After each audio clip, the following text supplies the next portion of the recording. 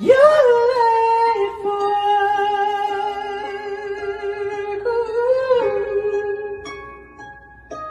You're late for work.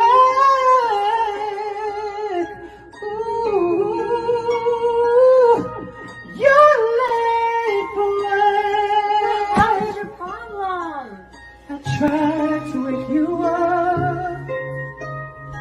Wake me up like a normal person.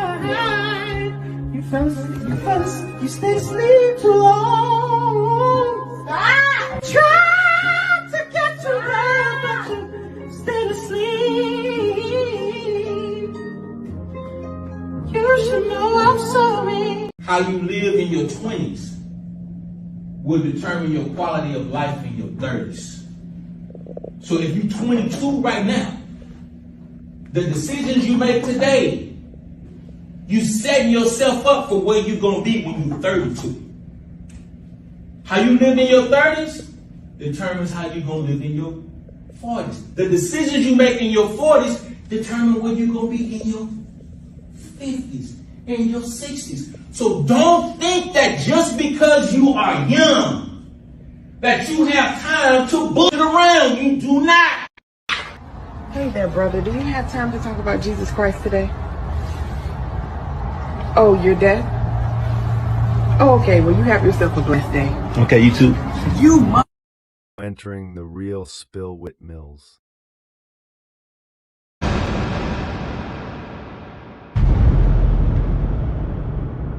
Are you ready? Show me the money. Let's go. Push your button! Come on, push your button! You heard her. Likes are free. Push the like button. Push the goddamn button! Like that. I'm living like that. I made it like that. I'm doing it like that. I'm living like that. Yeah. Doctor? I never brag, how real I keep it, cause it's the best secret. I rock a vest, prestigious, Cuban link, flooded Jesus. Intellects watching Kathy Lee and Regis. My actions are one with the seasons. A text freezing, executioner. Winter time I rock a fuck, mega popular, center of attraction. Like that, I'm doing it like that, I'm living like that. I made it like that, I'm doing it like that, I'm living like that. Yeah. Doctor? I never brag, how real I keep it like that. I'm doing it like that, I'm living like that. I made it like that, I'm doing it like that, I'm living like that. Rewind selector, come down, rewind selector. Like that, I'm living like that. Yeah. Doctor? I never brag, how real I keep it, cause it's the best secret. I rock a vest, prestigious, Cuban link, flooded Jesus. Intellects watching Kathy Lee and Regis. My actions are one with the seasons. I'm doing it like that, I'm living like that. Damn, son, where'd you find this? I made it like that, I'm doing it like that, I'm living like that. Yeah. Doctor? I never brag, how real I keep it, cause it's the best secret. I rock a vest, prestigious, Cuban link, flooded Jesus. Intellects watching Kathy Lee and Regis. My actions are one with the seasons. A text freezing, executioner. Winter time I rock a fuck, mega popular, center of attraction, climaxing. My bitches they be laughing, they opposite. They coke for 20 cent, Andrew Jackson. City life spark a New York black. Rossi and Martini sipping, Sergio Tacchini flipping. Man, five low price, I blow dice and throw them. 45 by my scrotum. Man, I'm Damn, son, where'd you find this? Doctor? I never brag, how real I keep it, cause it's the best secret. I rock a vest, prestigious, Cuban link, flooded Jesus. Intellects watching Kathy Lee and Regis. My actions are one with the seasons. Rewind selector, come down, rewind selector. I'm doing it like that. Yo, what's good? What's the deal? Welcome back.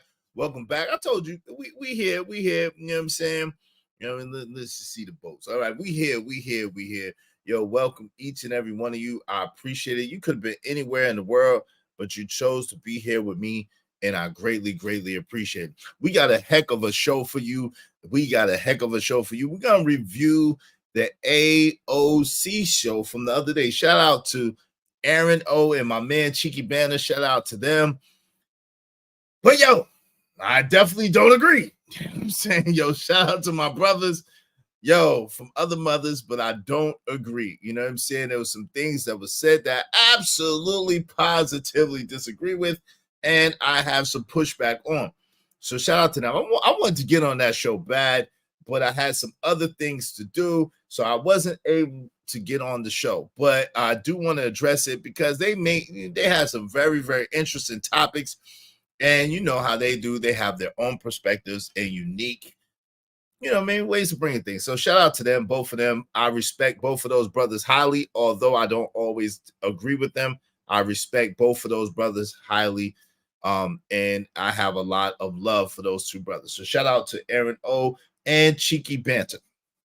So we're going to get into that soon. I'm sure y'all have some strong opinions, or we'll have some strong opinions about that as well. So if y'all want the if y'all want the panel open, we need at least 10 contributors, at least $10 a piece, and we will open up the panel, right? Other than that, I could fly a solo plane. It's okay. It's all right. All right. Okay. But listen, in the meantime, in between time, likes are absolutely free. Likes don't cost you. Likes don't cost you. Nutching. They don't cost Nutching. you at all. So make sure you hit the like button, smash the like button, caress the like button. Push a button. Come on, push a button. You heard her. Likes are free. Push the like button. Push a goddamn button. And if you feel so inclined, this show is brought to you by dope people such as yourself. Make sure you hit the Cash App, man. Hit the Cash App, support the show. The Cash App during this stream, $Israel Mills. $Israel Mills. Yo, I wanted to share this with y'all. Listen. My son is a very interesting person, to say the least, okay? And I wanted to share with y'all just how unique and special of a person this kid is. So I come home yesterday, and this kid makes this. Yo, I come home yesterday, and this is what the dude has made. You know what I'm saying? He made his own PlayStation 1. Y'all remember that? He made his own PlayStation 1. He made it. You know what I'm saying? He made it. And this is his controller. Shout out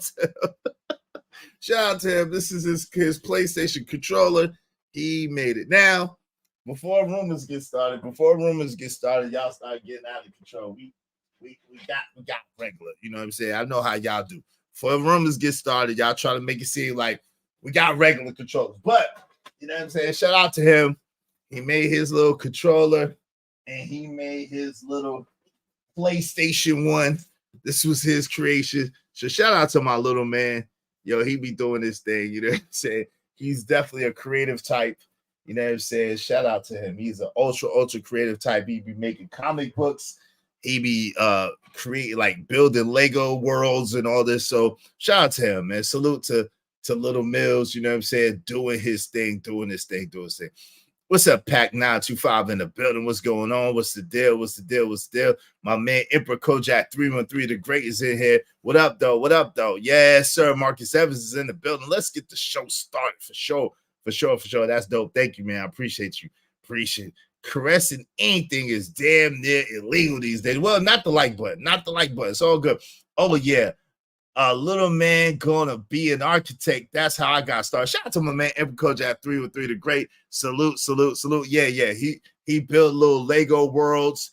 He building his, he do his thing. So my people's what was my man name? I forgot my man name, but was talking about AI. Yo, listen, fam. I told you. Listen, I said, wait till I get to the studio. Yeah, we rocks with AI. I got the AI jersey and everything, the original AI jersey. We rocks with Allen Iverson heavy over here. Okay? He's not number 2 in the world, but he's definitely, you know what I'm saying, the man. So we rocks with AI real heavy over here. And here's the proof. Okay, I got the AI jersey over there, but we're not going to get into all that. All right, so now that we got that out the way, today's show is the number one issue, which you strictly statistical, empirical evidence Egaliterrorist. Egaliterrorist. I made it up. It ain't a real word. I made that word up. Egaliterrorist. These people are egalitarians, whether they realize it or not, whether they understand it or not, whether they want to accept it or not. My people, some of my peoples are egalitarians. Y'all are, and y'all, unfortunately, are part of the problem. And I got love for you. I got love for you, but y'all are unfortunately part of the problem. I'm gonna need y'all brothers to be part of the solution, not part of the problem. I'm gonna explain it in a minute. We're gonna get into it. And if y'all want to join the show again, we need some support. So if y'all would head to Cash App, at least 10 people, at least $10 a piece, we will definitely open up the panel and chop it up. Okay.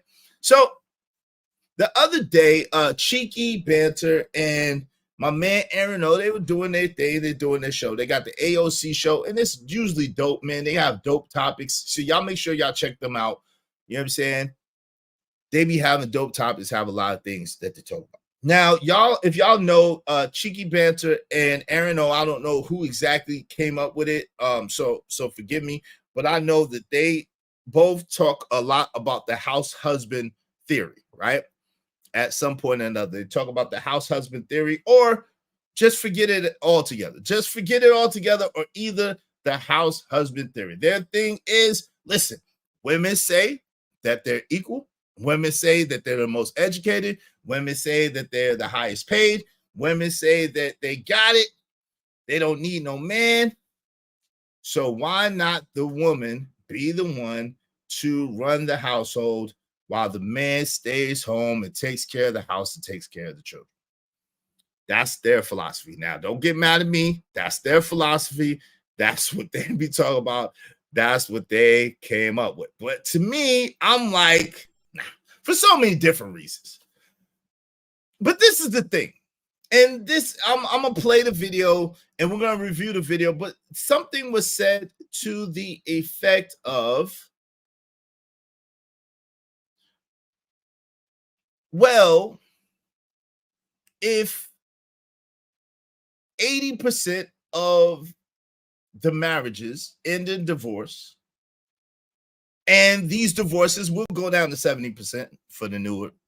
So if 70% of the marriages end in divorces, and these women are the ones by and large filing these divorces and divorcing their husbands, and they don't, it seems as if the majority in men, the morbidity rate, the mortality rate, the morbidity rate, whatever you want to call it, men go sooner than women. Women outlive men. And it seems to be a bad deal to be a husband. It seems to be a bad deal to be a father.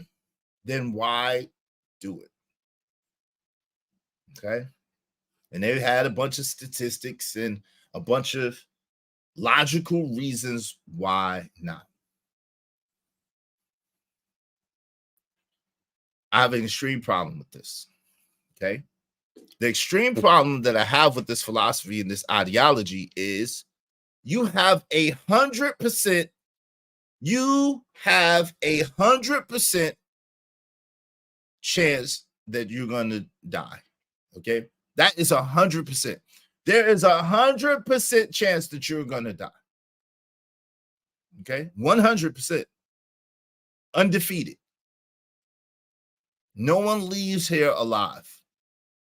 But yet and still we work, yet and still we get up every day, yet and still we exercise, we do this, we do that, we do this, we do that. And we know without a shadow of a doubt that we're going to die.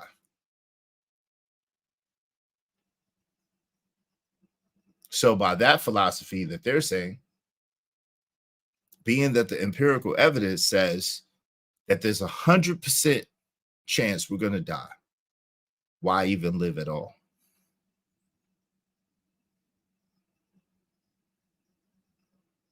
You see, to me, and I got genuine love for these brothers, so I don't want to make it personal. At the same time, I do want to attack the ideology. I want to thoroughly attack and dispel and dismiss that ideology. That's what I intend to do. I'm not personally attacking them, even though some people may be able to misinterpret this as a personal attack, but trust and believe it's not.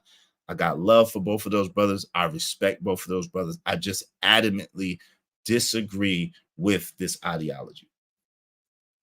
To me, it's a losing ideology. It's a loser's ideology. Let me explain. I was talking about the NBA earlier, right? There are 30 teams in the NBA, okay? Out of the 30 teams in the NBA, towards the playoff season, only 8 teams from the East and 8 teams from the West battle, and they narrowed it down to 2, one from the East and one from the West. Okay, there's 30 teams in the NBA, and 8 teams from the East and 8 teams from the West. The East battles the East to get down to 1, and the West battles the West out of 8 to get down to 1. And then the East and the West battle for the national championship. Okay. And really, it's not the national championship. Really, it's the world championship. But anyway, I don't want to get into that. Y'all have talked about that ad nauseum, right? But the NBA champions of the world, okay? So by that logic, why would you play the regular season, 82 games, knowing that only one team can win the championship? Why would you practice? Why would you work hard? Why would you do anything knowing that there's only one team? There's only one team out of the 30 teams that's actually going to bring home the championship medal, the championship team. Okay, only one team. Why compete?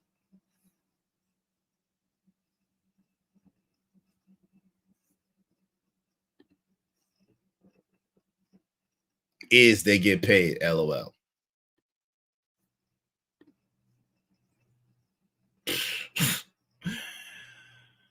You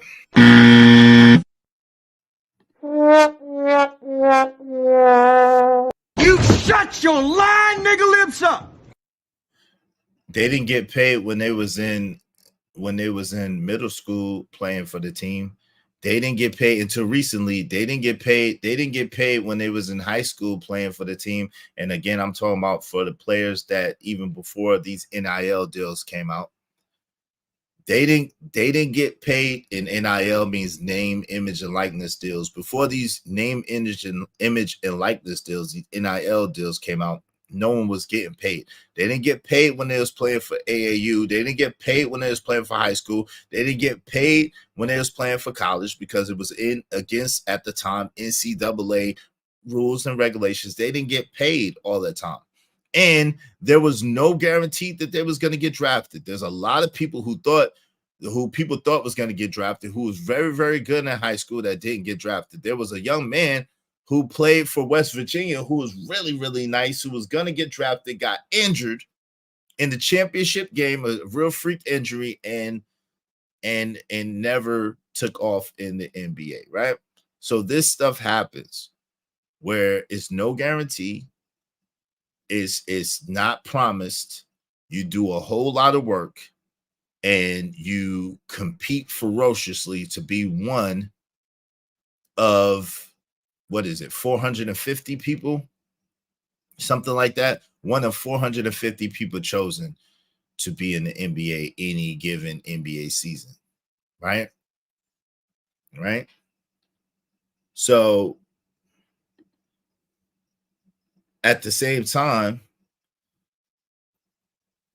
yeah, exactly, Sharon. That's what I said. Sharon, shout out to you, Sharon. That's exactly what I said. Don't get paid for the first 20 years of playing. Right. They don't.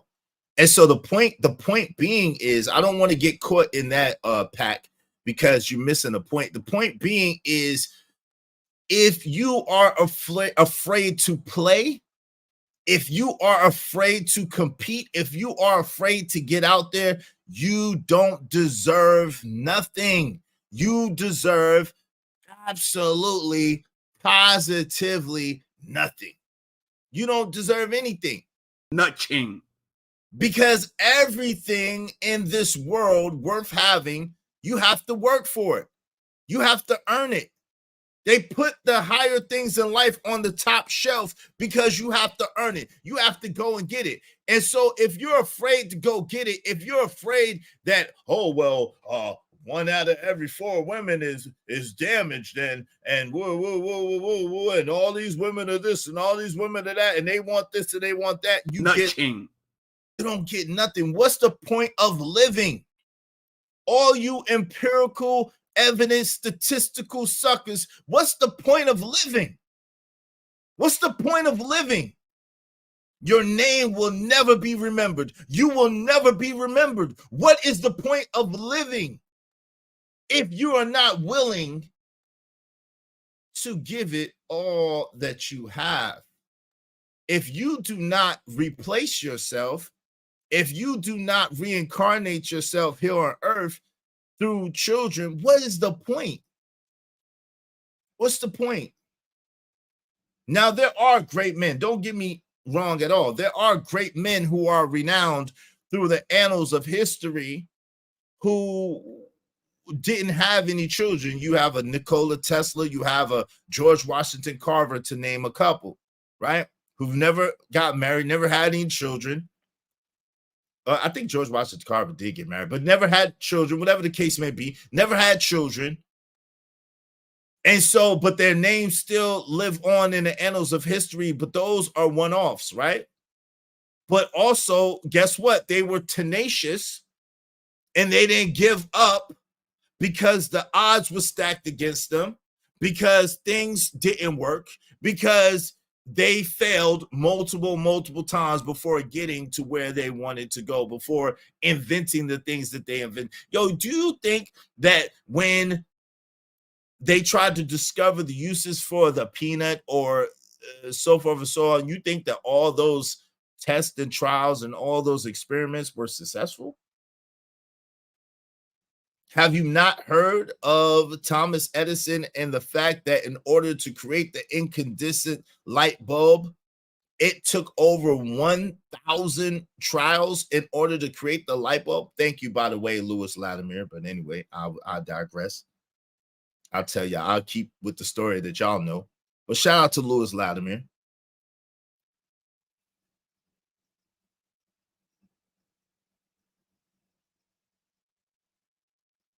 Imagine if you were the type of baby that was able to do empirical evidence and was able to do statistics and was able to say, yo, there is a 95% chance as a baby when I walk, I'm going to fall. And out of that 95% chance when I walk, I'm going to fall, it's going to hurt. So there's a 90% chance out of that 95% chance when I fall and I'm going to hurt myself in some shape, form, or fashion. So I'm not going to walk. I'm not going to walk. I'm not going to walk. Because the statistics show I'm going to fall.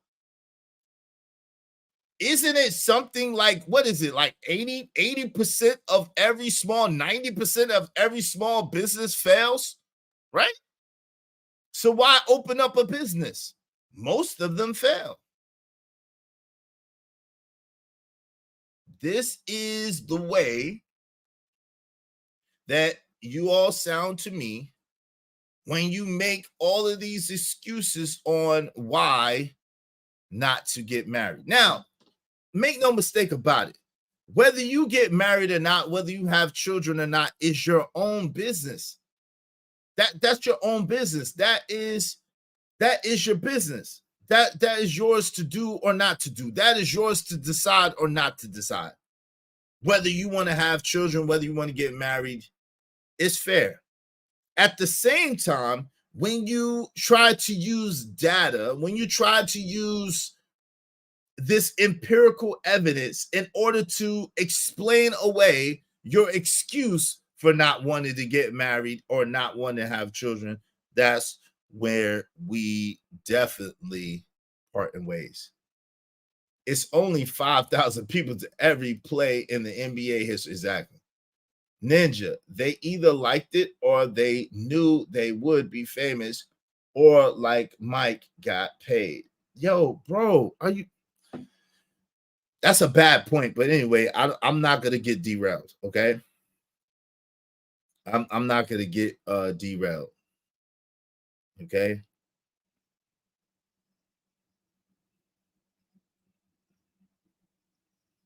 Because excuses are monuments to nothingness. They build bridges to nowhere. Those of us who use these tools of incompetence seldom become anything but nothing at all. Okay? Excuses are monuments of nothingness that build bridges to nowhere. Those of us who use these tools of incompetence seldom become anything but nothing at all. It's one thing to not want to get married, to not want to have children. That's fine. That's your right. That's your business. It's one thing. That's your right. That's your business. That's fine. Right? Nothing wrong with that at all.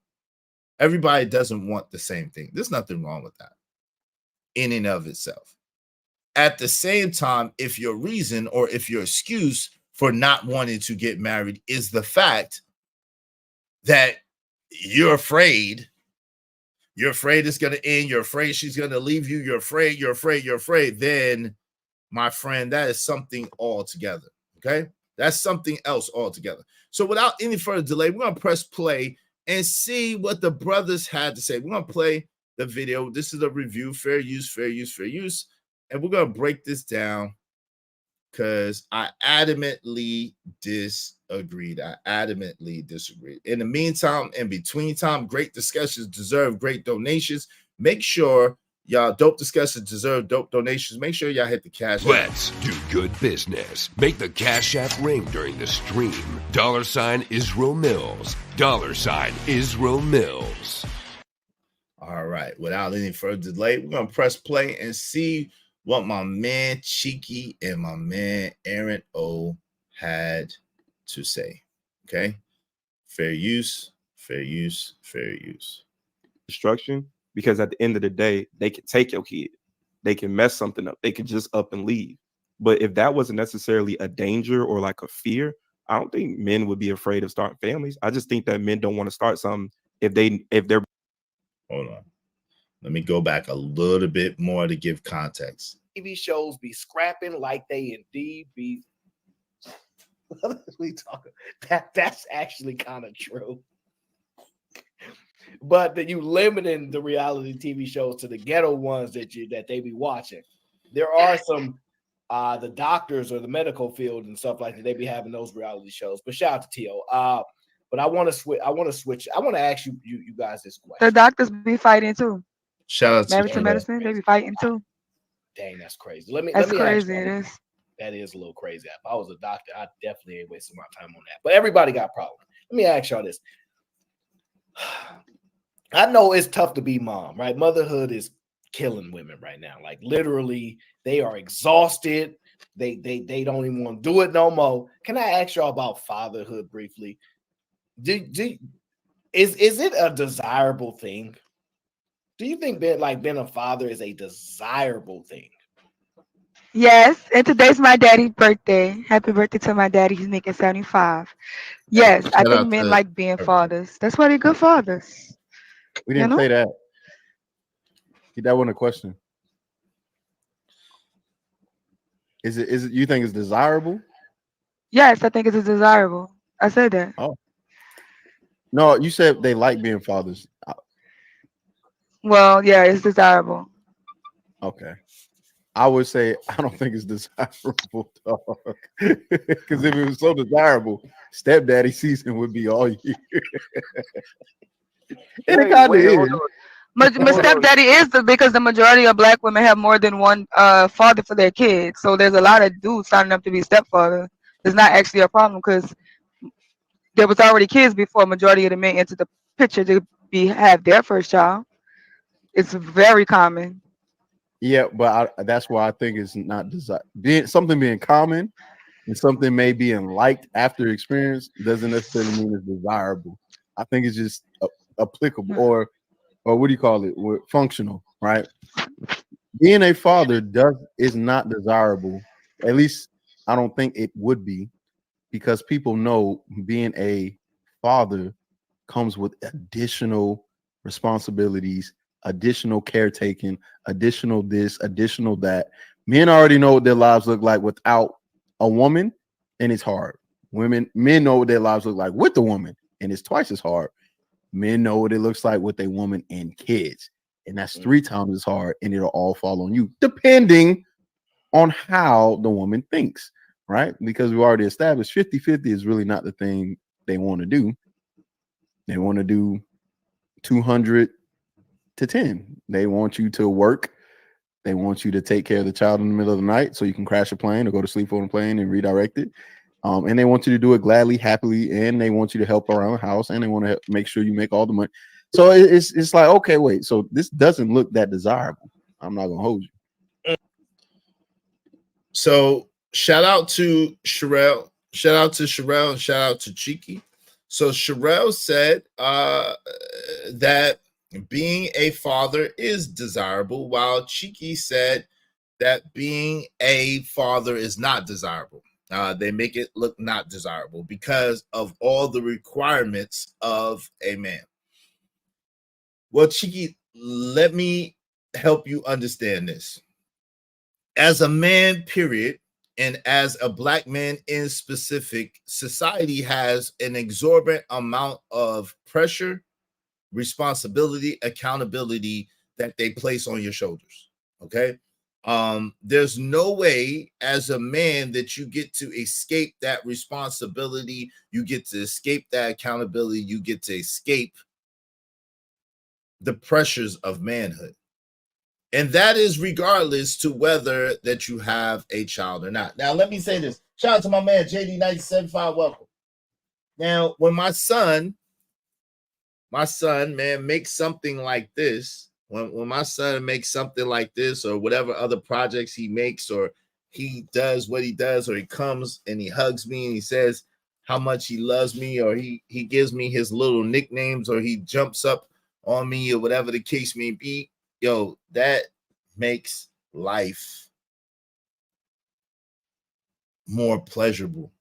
It makes life more tolerable. It makes the sacrifices in the things made easier. When you're a little man or your little lady, you know what I'm saying, they look into your eyes and they look to you and you are their superhero. No matter what the world thinks about you, no matter what the world feels about you, your child, especially when they're younger, usually adores and worships the ground that you walk on. It's no other feeling like that. It's no other feeling like that. It's no other feeling that can match that, right? When your child makes things like this, or, you know what I'm saying, creates their little creations, or they're doing their thing, you know what I'm saying, it's no other feeling that could compare that. Look at this. Look at this. The little man that made his own controller. Look at that. That's downright damn genius, man. Shout out to him. Shout out to little iZZY, man. When your lady tells you how much she appreciates you, when your lady rubs your back, rubs your feet, you know, when she knows that you're working hard, when your lady comes and she does what she does to make things easier for you, or if you have a woman who sits there and cooks for you, who cleans up, who makes sure things are straight, who makes sure the household is together, takes care of your children. Like, so do relationships, or can relationships be hard? Yes. Can it be challenging? Yes. At the same time, are there rewards, and are there times where it is more than worth it? Absolutely. Because they say it's better to have loved and lost than never to have loved at all, right? It's better to have experienced the experience of people that are under your care, are under your umbrella, are under your provision, and the appreciation that they show you, the going out of their way that they show you. Because, yo, at the end of the day, yeah, men are good being by themselves. Men don't have to be with anybody, right? Men are content and generally are content just being alone. It's fine. It's no problem. Men can do that all day, every day, right? I will confess that. At the same time, the rewards, the good feeling inside, the fulfillment of life that you feel when you have other people who are aligned with you and who care about you and love you and have your best interests at heart. There's no other feeling like it, right? There's no other feeling like it. Now, this is why it's very important to vet, because conversely, when you do get with someone and they are unappreciative, they do dirty things, they are doing dirt, then there's no other hurt like that either, right? So it's a very, very important to vet, and that's why. But I wouldn't say not to. I would say to just vet, to take your time and vet, because it only takes one. It only takes one. Y'all, like, there's over 8 billion people in the world. I don't understand this concept why y'all think that there's not at least one woman who's going to be a good woman for you. Out of 8 billion people in the world, you think, and women outnumber men, you think that there's not one woman in the world that would not be a good woman for you? Are you serious? Like, for real? Not one? Take your time. Vet. I'm gonna play this a little bit more. Yo, make sure that y'all hit the like button. Likes are absolutely free. Likes don't cost you nothing. Make sure you hit the like button, man. Make sure you hit the like button. Smash that like button. It costs you nothing. Come on, push a button. You heard her. Likes are free. Push the like button. Push a goddamn button.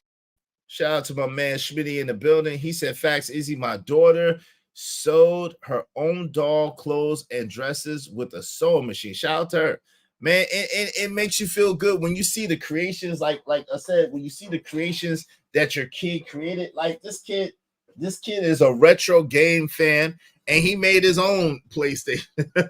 He created his own PlayStation, yo. He created his own PlayStation 1. He made his own PlayStation 1. He created it, you know what I'm saying? That's his own thing. Yeah, I mean, and his own little controller. You know what I'm saying? He did that. Now we have, you know what I'm saying? Before y'all go starting rumors, we have, video games controls, but that's his thing. He wanted to create it. Shout out to him. Shout out to Robert Platinum. What's up, Robert Platinum?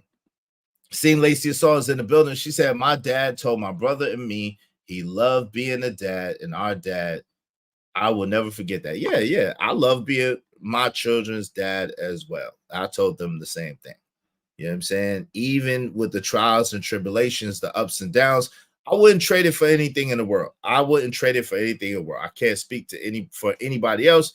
It's just for me, right? It is rewarding because guess what? Those kids, hopefully a long time from now, when they're grown up, they go and they have a family and they have children, and then you have grandchildren. And then maybe you get to see your great-great-grandchildren when it's time. And you get to see your family grow and your legacy spread and your family tree. Like, that's a blessing. That's a beautiful thing, man. That's a beautiful thing. So it's our job to pour into our children the best we can, to create the best environments we can for our children and to help them be the best people they possibly can. Now, is that guaranteed anything? No. Nothing in life is guaranteed except we're not going to stay here forever, okay? That's the only thing that's guaranteed. And change is going to happen. but it's okay. Let's get to it. Let's get to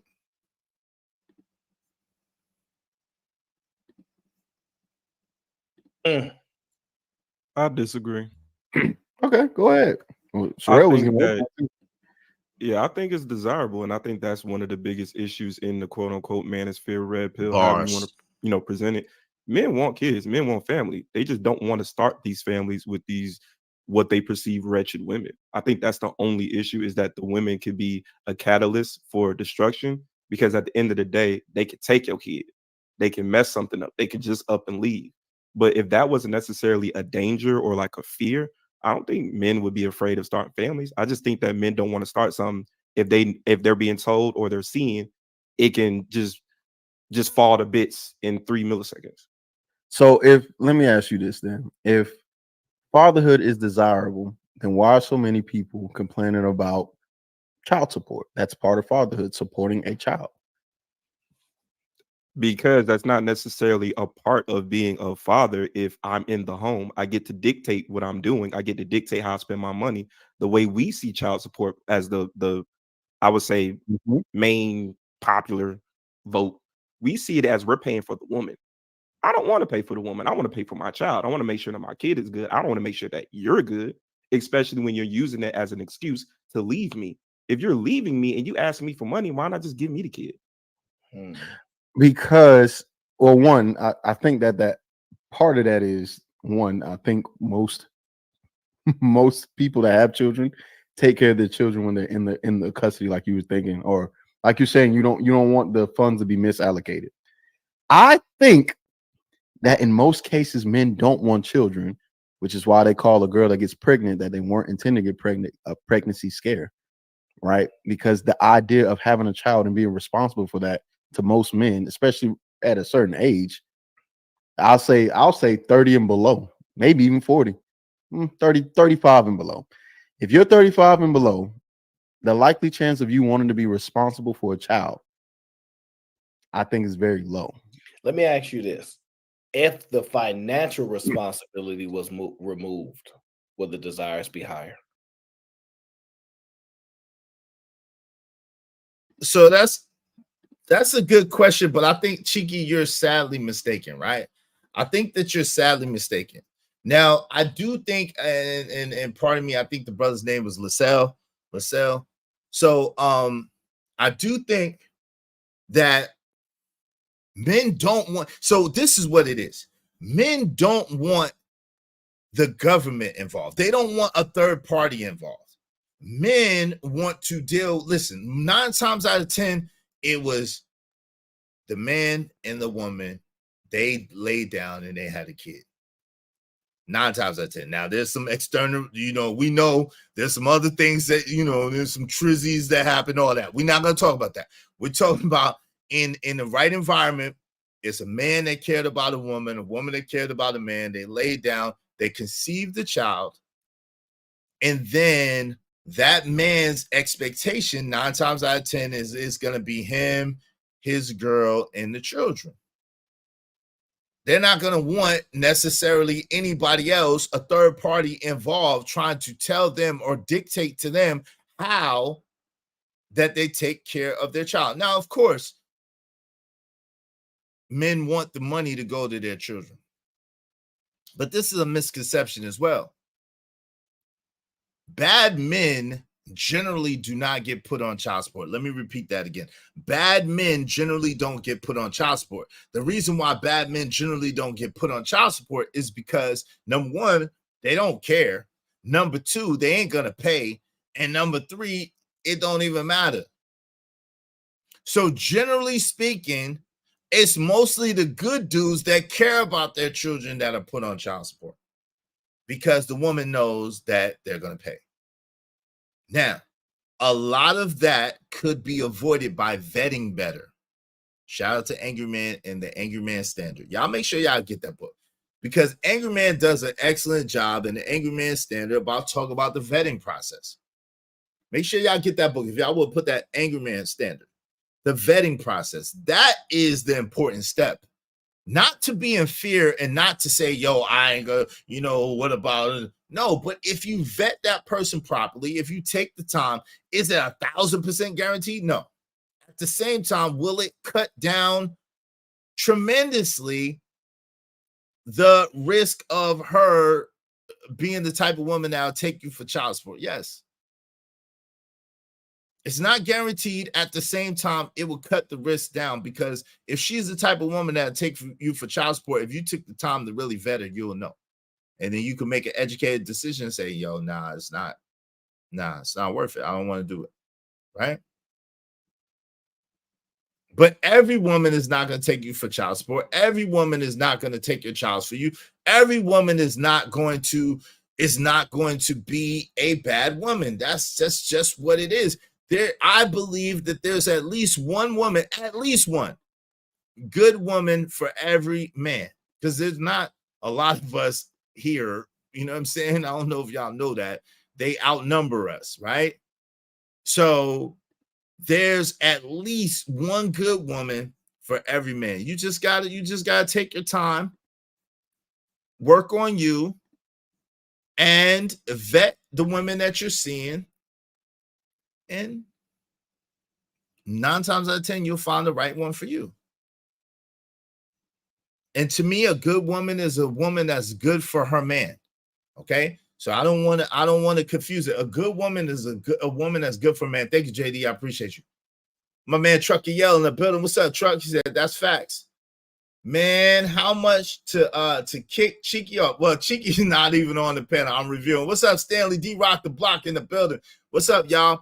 Hey, yo, listen, if y'all want to open up the panel, make sure y'all hit the Cash App. At least we're trying to get at least 10 contributors, at least $10 a piece, and we will open up the panel. So make sure y'all hit the Cash App, support the show, support the movement. You know what I'm saying? This show is brought to you by dope people such as yourself. Dope discussions deserve dope donations. Make sure y'all hit the Cash App, support the show. I appreciate y'all, right? So yeah, but I definitely agree with you, Truck. My man, you know I got love for Cheeky. That's my guy. I adamantly disagree with him, though. It seems to be a lot of fear based in his speech, right? Cheeky seems to have a lot of fear based in his speech. He seems to have a lot of based on this or based on that, and it seems to be the empirical evidence statistic conversation. And I think as a man, statistics do play a place in your life. At the same time, you cannot run your life as statistics. You cannot run your life as empirical evidence. Like, you cannot run your life like that, because if you do, you might as well be a robot, and you're not a robot, you're a person, right? Right? You're a person. So you do have intuition, you do have instincts, you do have feelings, which go a lot of times against statistics and empirical evidence, right? Now, I'm not telling you to run in a burning building or just wild out and pick any woman, and just any woman you pick is going to work out. I'm absolutely not telling you that. I'm saying, yo, take your time, live your life, and vet. If you meet someone who you're interested in, vet her. If she's good, continue to vet her. If she's good and great, continue to vet her. If she's great and just fantastic, then you set it up and you marry this woman, right? At the same time, if she has red flags, she's no good, y'all go y'all separate ways. It's okay. It's okay. She's just not good for you, and that's all right. But if you're living your life in fear, worried, what type of life is that? What type of life is that if you are worried and controlled by fear? These new ninjas always take ish too far. They make their lives so much harder than what is supposed to be. Lord have mercy. Bars. I agree 1,000% with that. Let's go.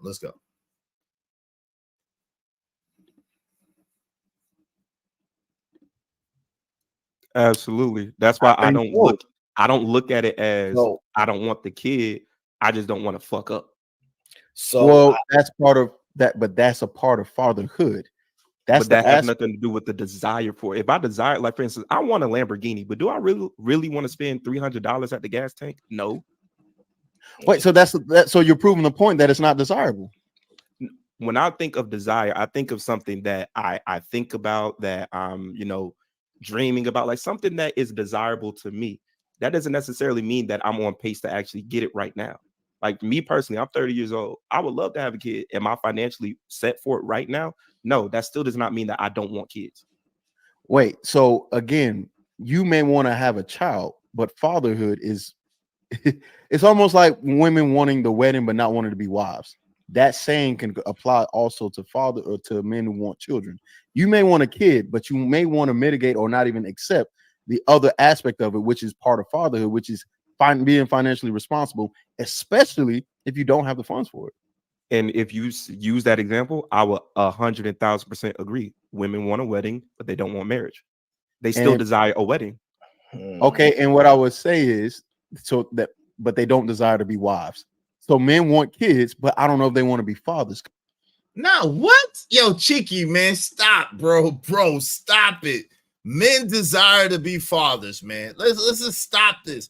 A lot of men desire to be fathers. Some men don't desire to be fathers. Let's just keep it real. Like I don't like this thing where people try to debate people into looking at it from their perspective, and their perspective is very wrong. Like it's not even accurate, right? I get what he's trying to say. I get that he's saying, hey, listen, men, don't necessarily want the financial responsibility of children, and I don't believe that that's true. I think by and large, men don't mind taking care of their children. What they don't want is they don't want an outside presence dictating to them how they take care of their children. I think there's a distinction, right? What do y'all think? I think there's clearly a distinction between men not minding or wanting to take care of their kids versus men not wanting outside forces dictating to them how to take care of their children. What do y'all think? There is a huge difference between desirable and logical. What's up, Robert Williams in the building? What is this young fella saying? Well, he's saying that he doesn't think that men want to be fathers. He don't think that men want the financial responsibility or financial obligation of taking care of children. And I don't believe that that's true, right? I think that men don't want the government trying to tell them how to take care of their children. I think that men don't want outside forces trying to force them to take care of their children in a certain way. I think men want to take care of their children how they see fit and how they want to take care of their children. That's what I believe. The same way women do, right? Robert Platinum said, I wanted kids, but having kids is not logical for me, so I never had any kids. Shout out to you. He said there's a huge difference between desirable and logical. You said same life, everybody dies, but not everybody lives. Shout out to Drake. Everybody dies, but not everybody lives, okay? Everybody doesn't live. People exist, people survive, but not everybody lives. There's a distinction between living by my definition of living a life, and existing or surviving. Most people survive. Most people exist, but not everybody lives. Lives is you don't worry about that. You don't let fear or doubt get in the way of you living the life that you want. A lot of people desire to have children. Who doesn't want to see a little them walking around, another chance to get to correct the mistakes that they made by helping another person, another life, and correcting them and helping them grow up to be responsible, productive people in society? Who doesn't want that? I mean, there's some people that don't want that, but most people do. Most people want to replicate themselves.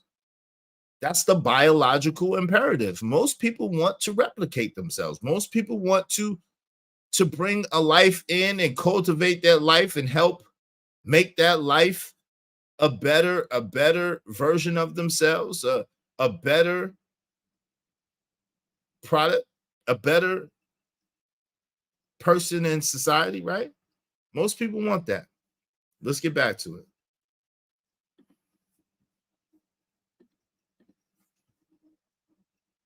before I'm in the meantime, between time, I'm gonna put a panel in the chat. I wonder what y'all think. I wonder what y'all think. So I'm gonna put a panel in the chat and I'm gonna ask the question: do most men want to be fathers? What do y'all think? Do most men want to be fathers? Yes or no? That's the panel I'm about to put in the chat. In the meantime, between time, if y'all want to open up the panel, y'all want to chop it up, make sure y'all hit the cash app. We need some contributors. All right, appreciate y'all. Because they know what it takes. That's the thing. I want a child. Sure, I want this little mini me. I want this legacy out because that's how men view it. But they know it comes with responsibilities, and then that's the thing that offsets them, which is, hey, I need a vasectomy. Hey, I need a condom. Hey, I need to make sure she's taking her plan B. Hey, I need to make sure she need to get an abortion. So there are things that make sure we can offset having a child, because having a child in and of itself, it means that fatherhood is innate with that. But if you could just separate fatherhood from that and be like, oh yeah, I play with the little kid, and then I'll go back to him, and that's it. But I think those are two separate things. I think when you have a conversation of, let's stick to the analogy of women want a wedding, but they don't want to be wives. The difference is they're not even actively trying to work to be wives. There's men out here that are actively working to say, hey, I want to get my money up. I want to be in a good relationship. I want to have these building blocks before I get that kid. So if I do get a kid from a random jump off, hey, this is not the building blocks. Well, I'm scared now because I'm moving out of order. That's usually, it's like that jump start, like that little defibrillator machine to your chest. Like, oh, ooh, it's not what I had planned. I done fucked up. I think that's a difference between women where it's like, okay, I have somewhat of an understanding what it is to be a wife. I don't want to do that. I don't want to cook and clean. I don't want to listen to a nigga. I still want that dress. I still want that ring. I still want the money that comes with it. But I'm not even going to work to get to that point. I think those are two separate. And I think the same thing would apply with fatherhood, man. Look, man, waking up early in the morning, having to grind, teach it, bro. I know there's a lot of men that want to do that. There's a lot of men that want to do that. I don't want you guys to keep battling about this because I want to be. Go ahead. Right. Sorry about that. Now, because I think there's a strong correlation to financial responsibility. Because remember, like, accepting accountability, I think, is strong with men. Does not necessarily mean it's a desirable thing. We know we might have to, I got to step up and do this, but it might not be desired. So there might be some thoughts around that. But I want to play this video because it actually ties into it, so we can lead into the one of the main points, right? Let's get into this Ask Imani Talks. Hi, Imani. My boyfriend, 26, and I, 24, have been together 4 years. We have a 1-year-old daughter and are currently living in my family member's home due to finances, and he's a great father. Okay. So I make enough money to take care of the family, but I feel as though because I can do that, my boyfriend has become lazy. He currently barely makes any money working part-time while I work full-time. Most of our savings for a house, daycare, and money for food come from me. Am I being ungrateful? Should I stay or leave? I don't care for her opinion. I want you guys' thoughts on that. Is he watching the kid? Because why did they mention daycare? I'm not understanding the example. I'll play it again. Let's get into this Ask Imani Talks. Hi, Imani. My boyfriend, 26, and I, 24, have been together 4 years. We have a 1-year-old daughter and are currently living in my family member's home due to finances, and he's a great father. Okay. So I make enough money to take care of the family, but I feel as though because I can do that, my boyfriend has become lazy. He currently barely makes any money working part-time while I work full-time. Most of our savings for a house, daycare, and money for food come from me. Am I being ungrateful? Should I stay or leave? Now, believe it or not, right? Believe it or not, that doesn't have enough context, right? Believe it or not, that doesn't have enough context. Let me explain. So we all know this is something that all women do, right? All women of all races that I know just do this, right? So for example, I was watching a Instagram video the other day, and it's this young lady that's coming up. I think she's Hispanic, or she's Hispanic. I think she's a New Yorker, and she might be mixed. I'm not sure, but I can't remember her name, but she was talking to her baby dad. Maybe I have it. Hold on real quick. Let me just see if I recorded that. I think that I did. I think I recorded it because this is a prime example of what I'm talking about. Hold on real quick. Give me 1 second, y'all, because I think I did record it. I hope that I did. Let's see. It's not that one. Come on, say I recorded it.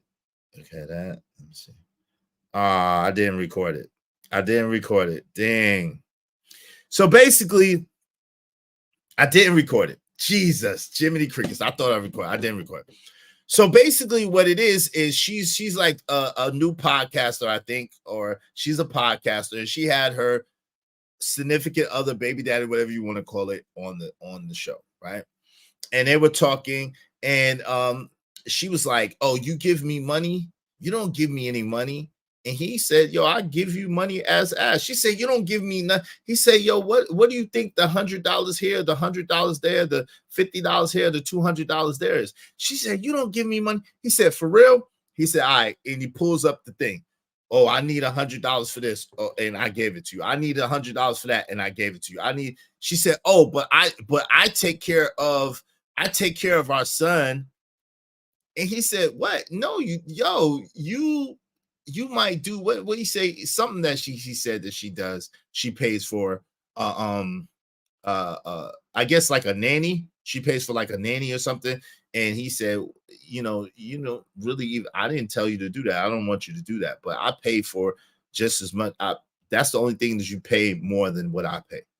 But in her mind, because she pays an au pair. What's an au pair? Is an au pair like a nanny? Is an au pair like a nanny? That's what it was. He said, "Yo, the only thing you pay for that I don't is an au pair." And I'm assuming that they're really not together anymore. I don't know the backstory, but from what I've seen, they're probably not together anymore. And the child lives with her. So, of course, she's paying for her living expenses, whatever. And then he pays for his son. What's an au pair, though? Is an au pair, is that like a nanny or a situation like that, y'all?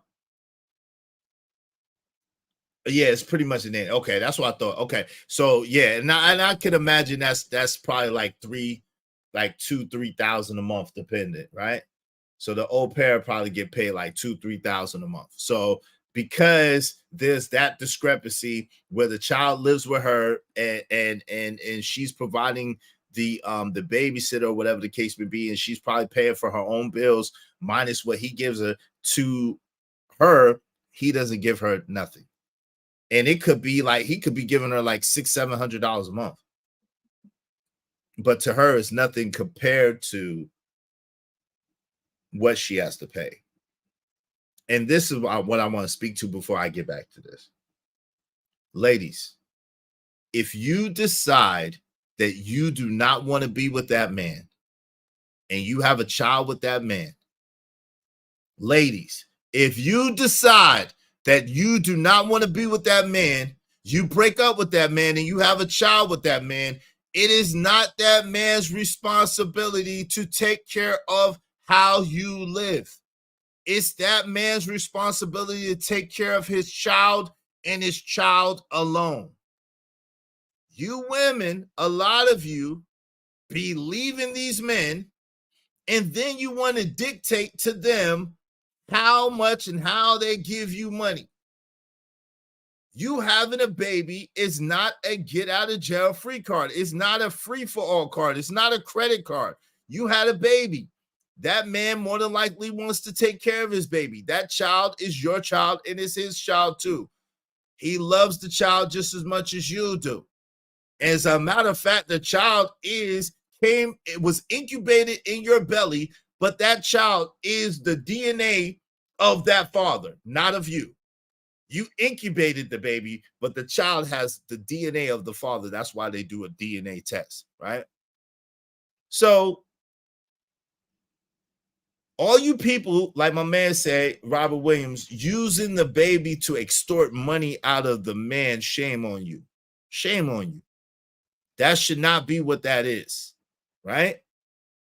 That should not be what that is. You should not be trying to extort money out of men because you had a child by them. I believe that most men instinctively want to take care of their children, but they don't want to be dictated to how to do it. They want to take care of their children. They want to support their children, but they don't want to be dictated to how to do it. What's up, my man? Calvin Cook is in the building. What up?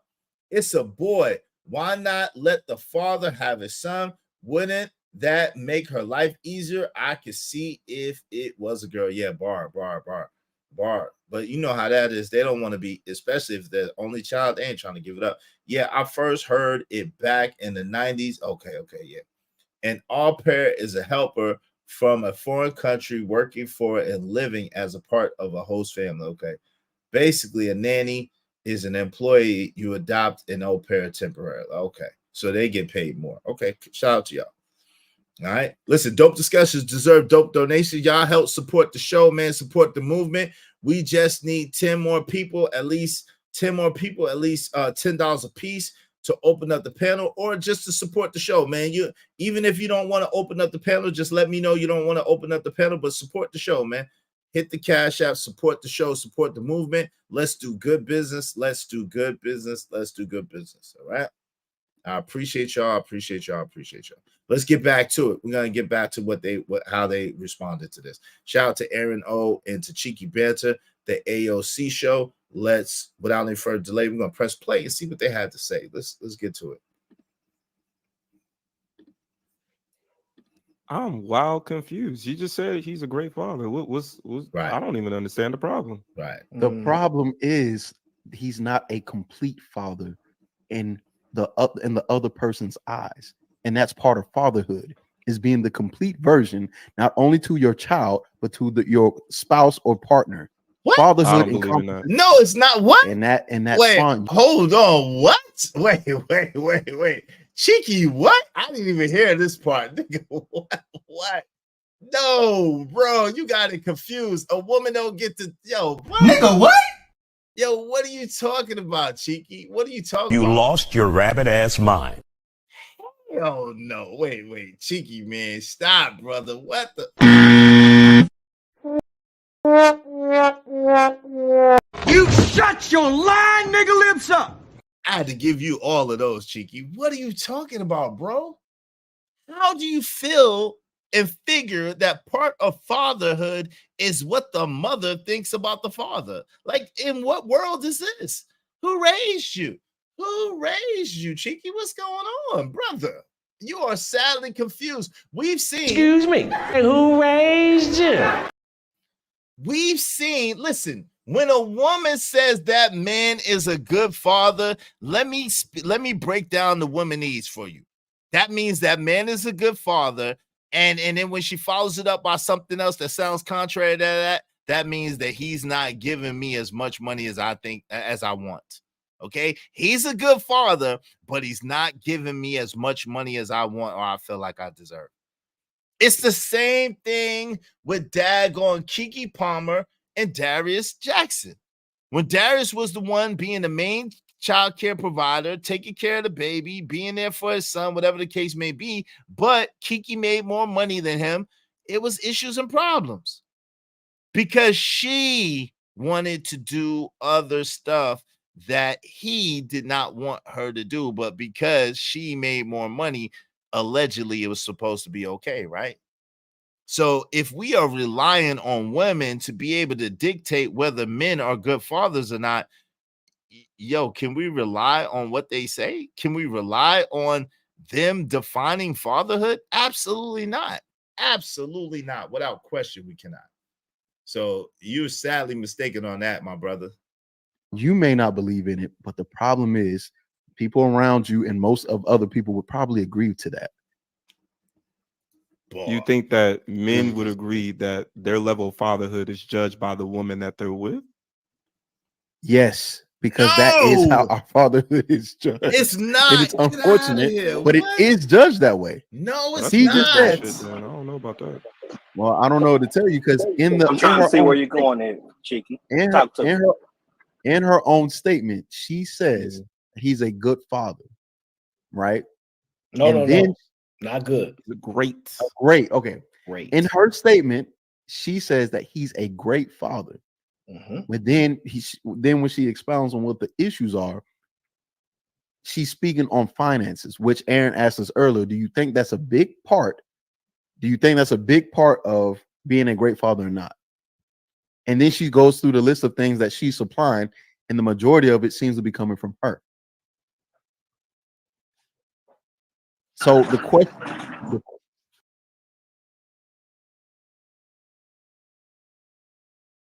Yo, I didn't hear this part, but Cheeky, if you're listening, this is where you're mistaken. Yo, what you're failing to realize is she lives with her family. They live with her family. So they're not having 9 times out of 10, they're not having to provide for shelter. They're not having to provide for bills, meaning lights, water, whatever the case, gas, whatever the case may be. What she's talking about is she's just talking about, if you notice, she included the savings. He must not be giving her the amount of money that she feels like she should be getting. That's what the interpretation is. I'm gonna tell you that exactly. That's what the interpretation is. They don't got no bills because they live with her family member. So to her, he's not doing what she wants him to do fast enough. That's what it is. He's not doing what she wants him to do fast enough. Because if that was the case, how would he be considered a great father? Why would she consider him a great father?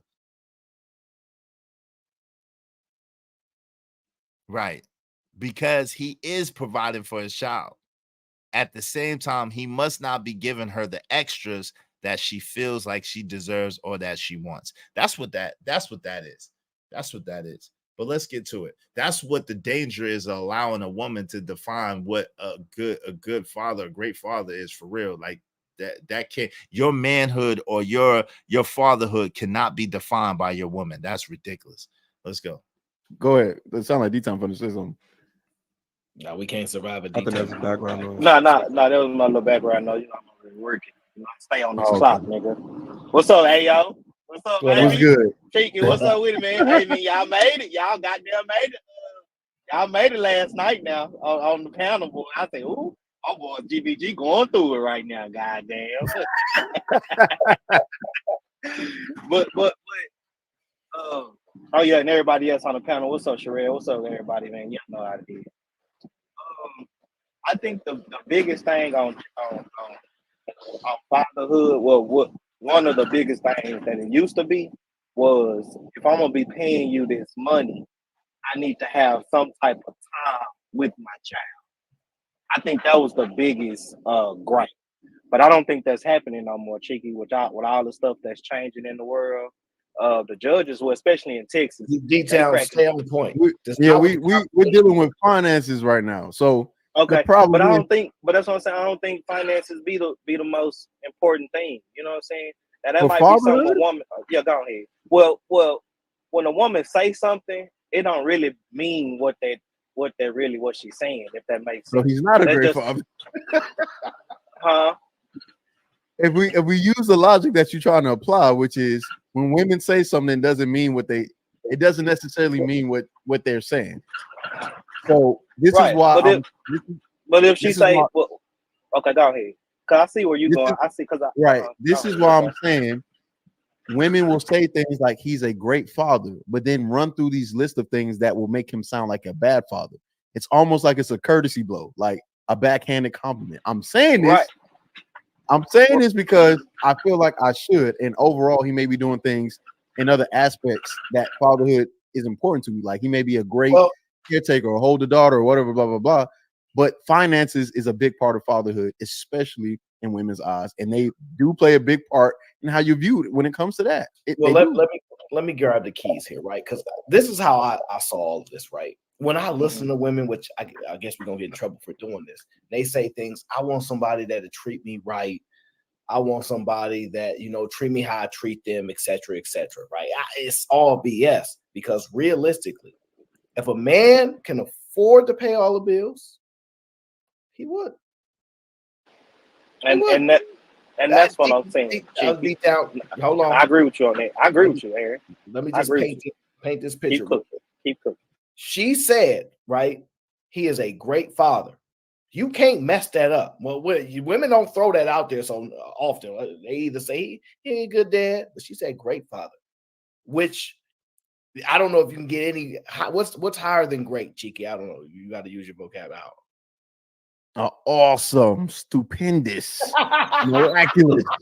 Okay, so right, she said he's a great father, but he works a phenomenal. He's a phenomenal father. That would be better than that. He's a phenomenal father. But you know what I'm saying? That would be better than that. But go ahead, Aaron. Let Aaron cook. Part-time job where he's barely making much money, and then da-da-da. Realistically, she said, I make enough money to provide for the family. If he's a great father, it's a possibility, and men are never going to get this past, that nobody wants to work. Cheeky don't want to work. I don't want to work. Women don't want to work. No, nobody want to work. If we could just navigate this world and not have to have a job, it ain't a man thing to work. I'm sorry. I know y'all want to assume it is. We just have to do it because that's how we build society. It is what it is. We accept it. Yeah, that's a fact. But wanting to do this stuff, we don't want it no more than women do. We don't, okay? So when you listen to this, you should say, I make enough money to provide for the family, and he's a great father. Is it a possibility that working causes depression for him where it probably maybe does not as much for you? I'm just thinking possibly, right? If he's a great father, why are you paying for a daycare when you can be like, hey, your money barely do anything anyway. Just stay at home. We're going to get rid of that expense for the daycare. I'm going to take care of that and stay at home being a great father. Because that doesn't exist. That's why, bro. Like, yo, come on, fam. Yo, because it's a lie from the beginning. That's why. It's a lie from the beginning, bro. It's a lie. Goddamn lie. I'm some of my bitch. It's a lie.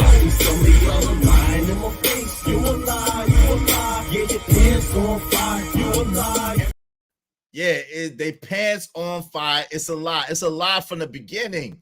That's why she's saying that he's a good father. And that's why she mentioned what he makes versus what she makes.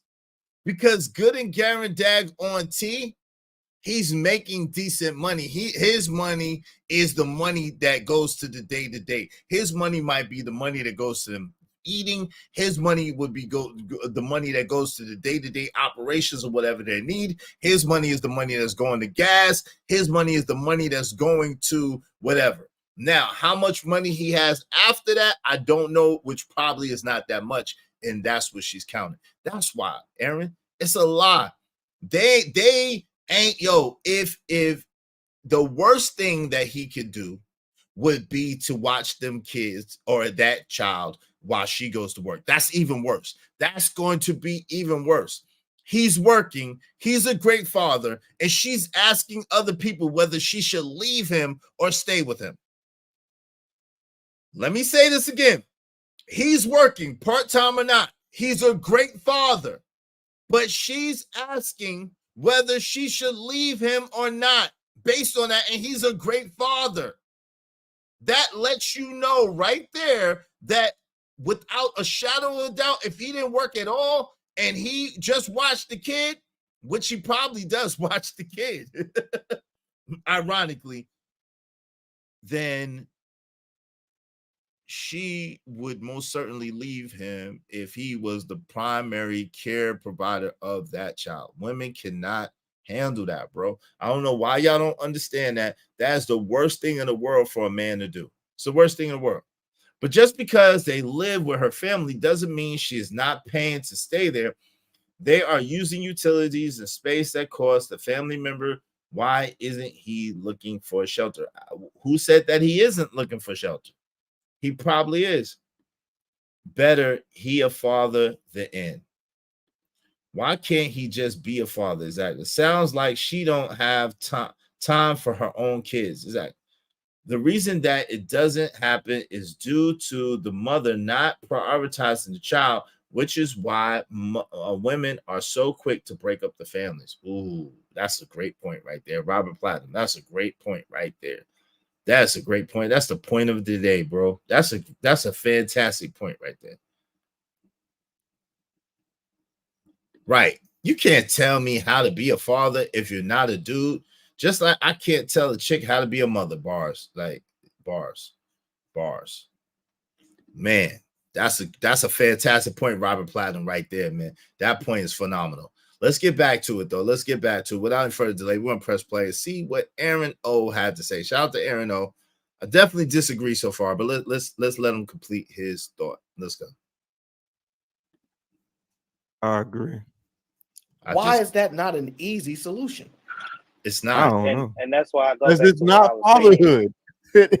Well, that It's is only not fatherhood, but fatherhood in her because a woman said it. Why do I have right. okay, And that's what I was maybe I trying to look tell at it you, differently. Cheeky. Go ahead. Why do I No, have to go care what a woman say about like a lot of things? I don't really Thank understand. you. If we're talking about fatherhood as a man, why do I have to care what she talked about when she's not a father? I don't get it. Wait, you gotta care, bro, because that's she got that kid, bro. No, It's not. No, I Granville, understand what you're saying as far as she has authority to take the child from you. I understand what you're saying about that. but let me say this though, Granville. That's necessarily not true because I just listen to a guy like me. I went through all that. You get what I'm saying, Granville? And I got full custody of my daughter right now. I'm about to go to it right now. So all that trying to say, I wasn't no good father and all that shit don't mean nothing because the paper show it. But go ahead, let me see what you're saying. What you saying, Granville? Nah, go ahead. What I'm saying is fatherhood is a social, it has a social construct around it, which is the reason why when we mention things like house husband, it's not, the first thing that people do, men and women included, is say you're not a man or you're not something. It's an invalidation. So the same thing applies with this lady talking about her good, great, stupendous father that she has or father that the kid has, but she knows you're not fulfilling some role that is agreed upon on a social level by both men and women, so you can't be a good father. Or if you are considered a great father, you're lacking in the probably one of the most important things. It's the first thing that we hear from men. Men's job is to do provide and or protect and provide. But this is the thing, right? So it's subjective, bro. Y'all see, this is the problem, right? When you're a man and you listen to women, when you're a man and you allow a woman to dictate to you how you operate, then you're going to be lost. Because there's a such thing as you bought your woman the Jag, but she wanted the BANDZ. There's a such thing as you bought her the Louis Vuitton, but she wanted the Birkin. There's a such thing as you bought her a 4,000 square foot house, but she wanted a 6,000 square foot house. So we get into this, and this is what dudes that don't operate and deal with a lot of women or haven't dealt with a lot of women don't understand. Women's mind changes. This is what that whole hypergamy situation is about.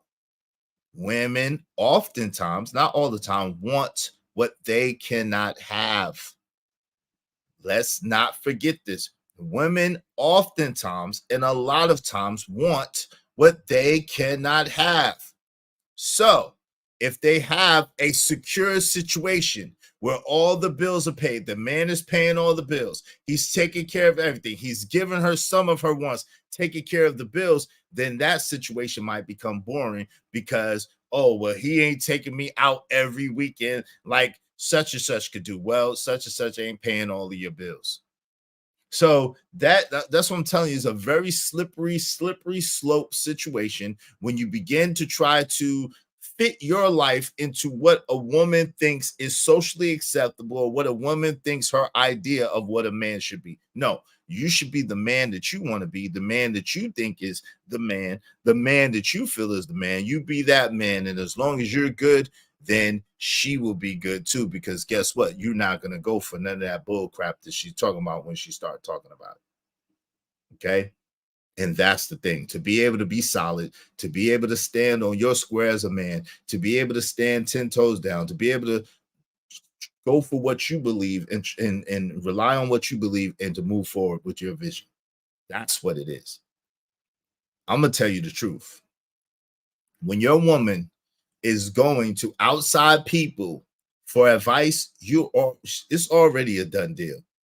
Like, you should not allow your woman to go to outside people for advice on how to live in your relationship, because it doesn't make sense. Because first and foremost, if you are the leader in your relationship, what can any man, woman, goat, piglet, horse, whatever tell you about how you run your program? Like, it don't matter what no one else does in their own home. It don't matter what nobody else thinks about how your program should run. It don't matter what nobody else feels about how you, like, that doesn't make any sense. It makes absolutely no sense. So when your girl start going to other people looking for advice, you're already in trouble. Where do the devil play? In the mind. The devil play in the mind. An idle mind is the devil's playground. The devil plays in the mind and in the emotions of people, especially women. I was not spoiled, but I got what I wanted when growing up with responsibility. So I will not accept less from a man. He must perform on. Okay, good luck with that. Sing Lacey a song. What's up, my man Teddy P in the building? What's up, Teddy Perkins? Men's job is to provide and conquer for his family. Shout out to that. I was raised like Frank Sinatra. I did it my way. No doubt about it. No doubt about it. As a man, you better be able to stand up for what you believe in.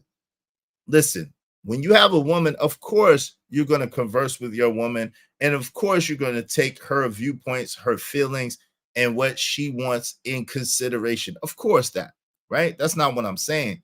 I'm not speaking against that. That's what you're going to do.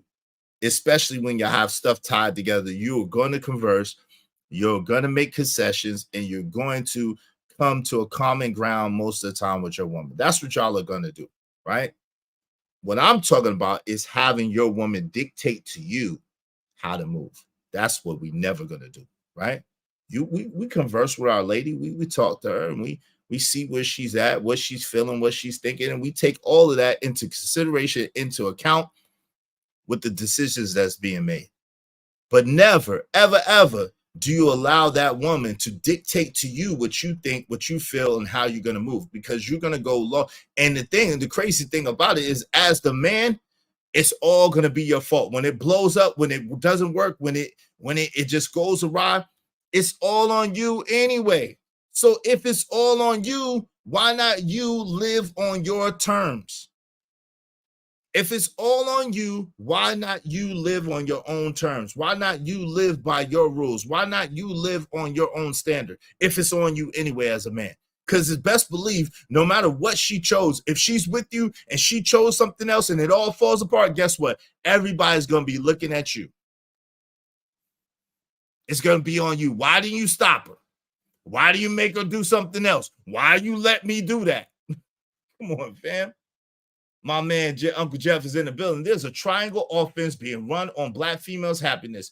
Your MAMA, your mama, the media, MDIA, and your manless friends.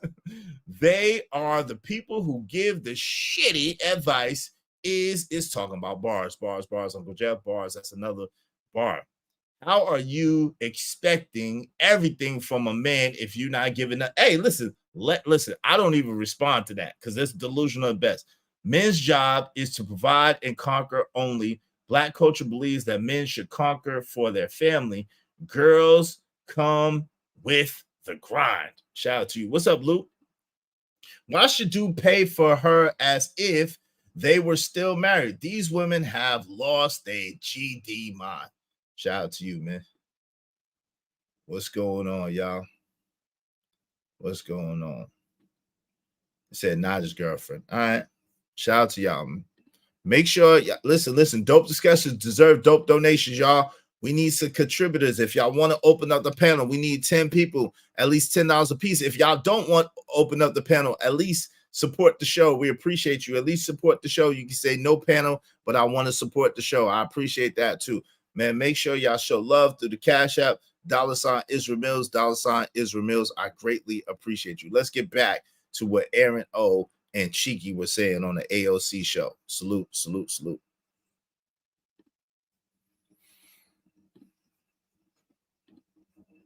If you are lacking in that one area, you may be a great protector. the funds.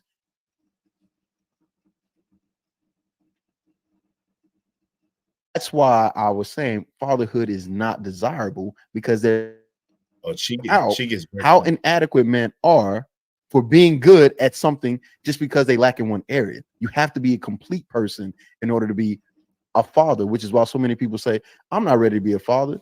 I don't know what I'm doing. I kind of understand what you're saying, but the reason why I can't get with it is because the basis of it is what a woman thinks. Right. I just can't get with that. Like, Shout out to LaSalle. if me personally, let's say I was in that situation, right? I'm broke as hell. I got a part-time job. I don't know if I'm fucking lifeguard. I don't know. But I'm out here making sure my child is taken care of, fed. I'm teaching them new things. I'm making sure that their GPA is up. I'm doing what I need to do as a father. I do not give two halves and a fuck what the world says about me not being a real man when I'm making sure that my seed is taken care of. I understand what you're trying to say from us. Yo, shout out to LaSalle, man. Bars, man. Shout out to that brother, man. Yo, I like that dude. That's the first time I'm hearing from him that I know about. But shout out to him, man. He kicking that good Willie Bobo. That man know what he talking about. Shout out to that brother.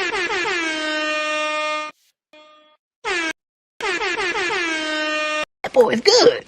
He must have some children. He must have some children. He must have some children. That's why he talking with all that sense. Shout out to him, though. Salute, brother.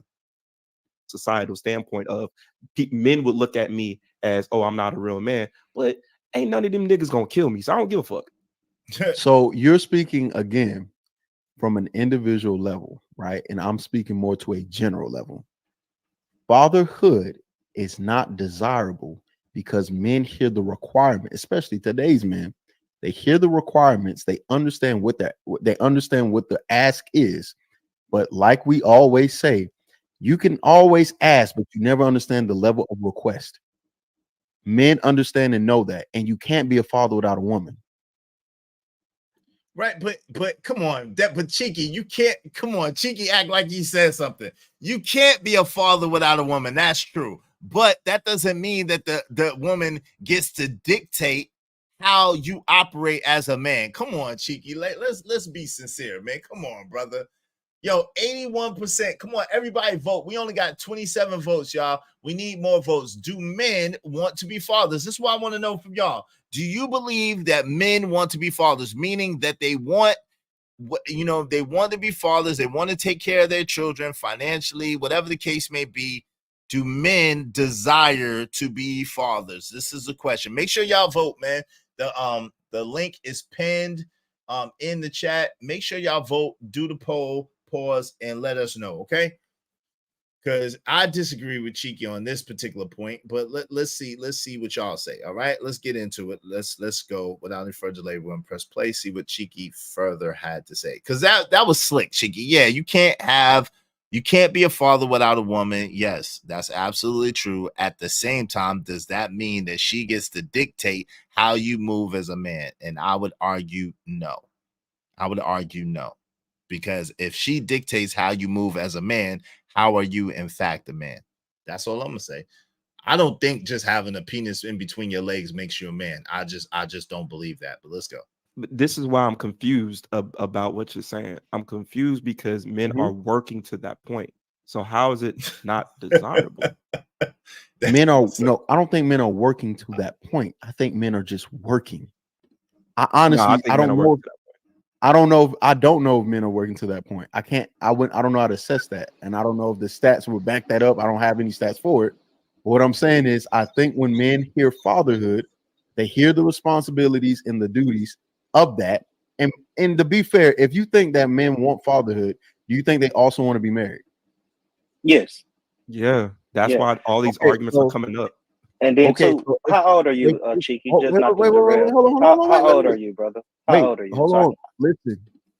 If men want fatherhood within marriage, now do you think fatherhood is desirable when being a husband? Do you think being a husband in today's time is desirable? See, this is what I'm Okay, you speaking this today's time? Not on woman's terms, but marriage itself, yes. That's why these arguments are happening. They want to be married with women. They just don't want to be on a woman's program. Bars, That's man. whole issue. Dang, I like that dude. I like that dude, man. Let me say this, Cheeky. Not to how old are you, Cheeky? Because I'm 30. I'm about to be 31. I think we right around. Yo, Bars, this is where I started hearing this conversation from. Yo, Bars, LaSalle, man, I like that dude, LaSalle. LaSalle's talking all knowledge and wisdom. Shout out to that brother with his knowledge and wisdom, man. Thank you to my man Stanley D-Rock, the Block White Man, for the Cash App. Listen, if y'all want to open the panel, or if y'all just want to, support the show, hit the Cash App. We just need 9 more people if y'all want to open up the panel, though. I appreciate you. Thank you to my man Stanley D-Rock, the Block White, for hitting the Cash App. I greatly appreciate it. And this is for JD1975 from earlier, and also to Yvette Marie from earlier. Thank y'all. Thank y'all. Thank y'all. I got money.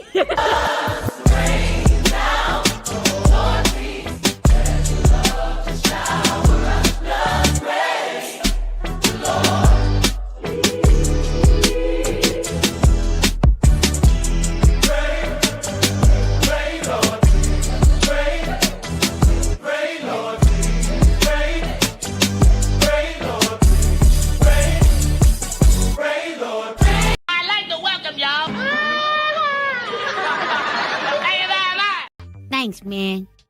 I appreciate y'all. Appreciate y'all. Appreciate y'all. The law has much to do with it. Shout out to Chris the Rebel. Not all men want fatherhood. I do not have any children, and I do not think that I want any. And shout out to you. I don't think all men want fatherhood, but I think more men want fatherhood than what Cheeky is giving credit for. Shout out to my man, Uncle Jeff. He said, if my daughters bring a Cheeky home, I have failed. Oh, Lord. Dag, Uncle Jeff. That's a little rough. Shout out to my brother Cheeky. I got love for my brother Cheeky. Hey, Jimmy Rucker, I pay bills individually, not generally. Shout out to Jimmy Rucker. Dirty Folks said that doesn't stop single moms from not having a man.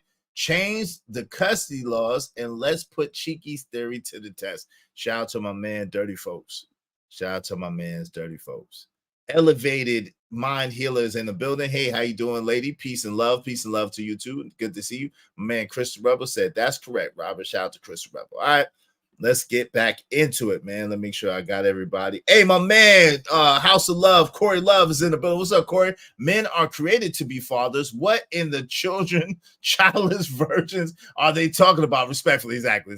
Hey, listen, if y'all want to open up this panel, we just need 9 more people, at least $10 a piece. 9 more people, at least $10 a piece. We can open up the panel. If y'all just want to support the show, support your mans. Y'all know I put the money back into the show. Hit the Cash App regardless, and just say, yo, you don't want to open up the panel. I appreciate you. I appreciate you. Appreciate. My man Stanley D-Rock said, if a man was a woman he'd admired and respected by, he would consider fatherhood. Wondering the same thing. Yeah. Teddy P said, would you be okay if your daughter brought home a simp? No. Let's go. I wouldn't, but simps are dangerous. Simps are dangerous. Let's get to it.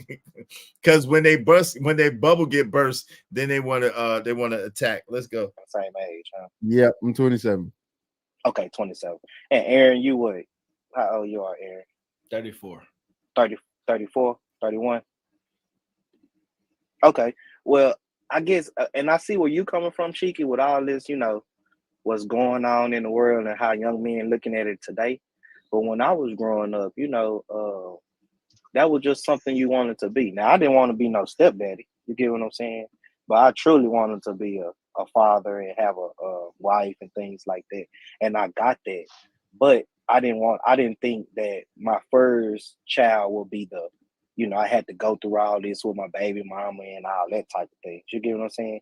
And I think that's what men don't want to truly have to go through, But being a man is being a man. Everybody gonna talk about you, Chinky. You can't let that get to you. You know what I'm saying? So I think it's what I'm realizing is you guys have parameters as to when you want these things, or under a particular parameter that these things should be achieved. And this is the hardest time to do it, which makes it undesirable. I asked you that. I agree with that. I asked you guys, do we think that men want children under the context of marriage? The answer was yes. Now my next question is, do we think that marriage is desirable today by No, most it's not. men. No, Okay. it's not. So if, Hold on, okay. hold on. So if Does it desirable mean wanted? we'll look it up. Yo, but this is the problem. This is the problem. I hate these. Yo, what is the purpose? Is not the purpose of the conversation in order to move us forward, right?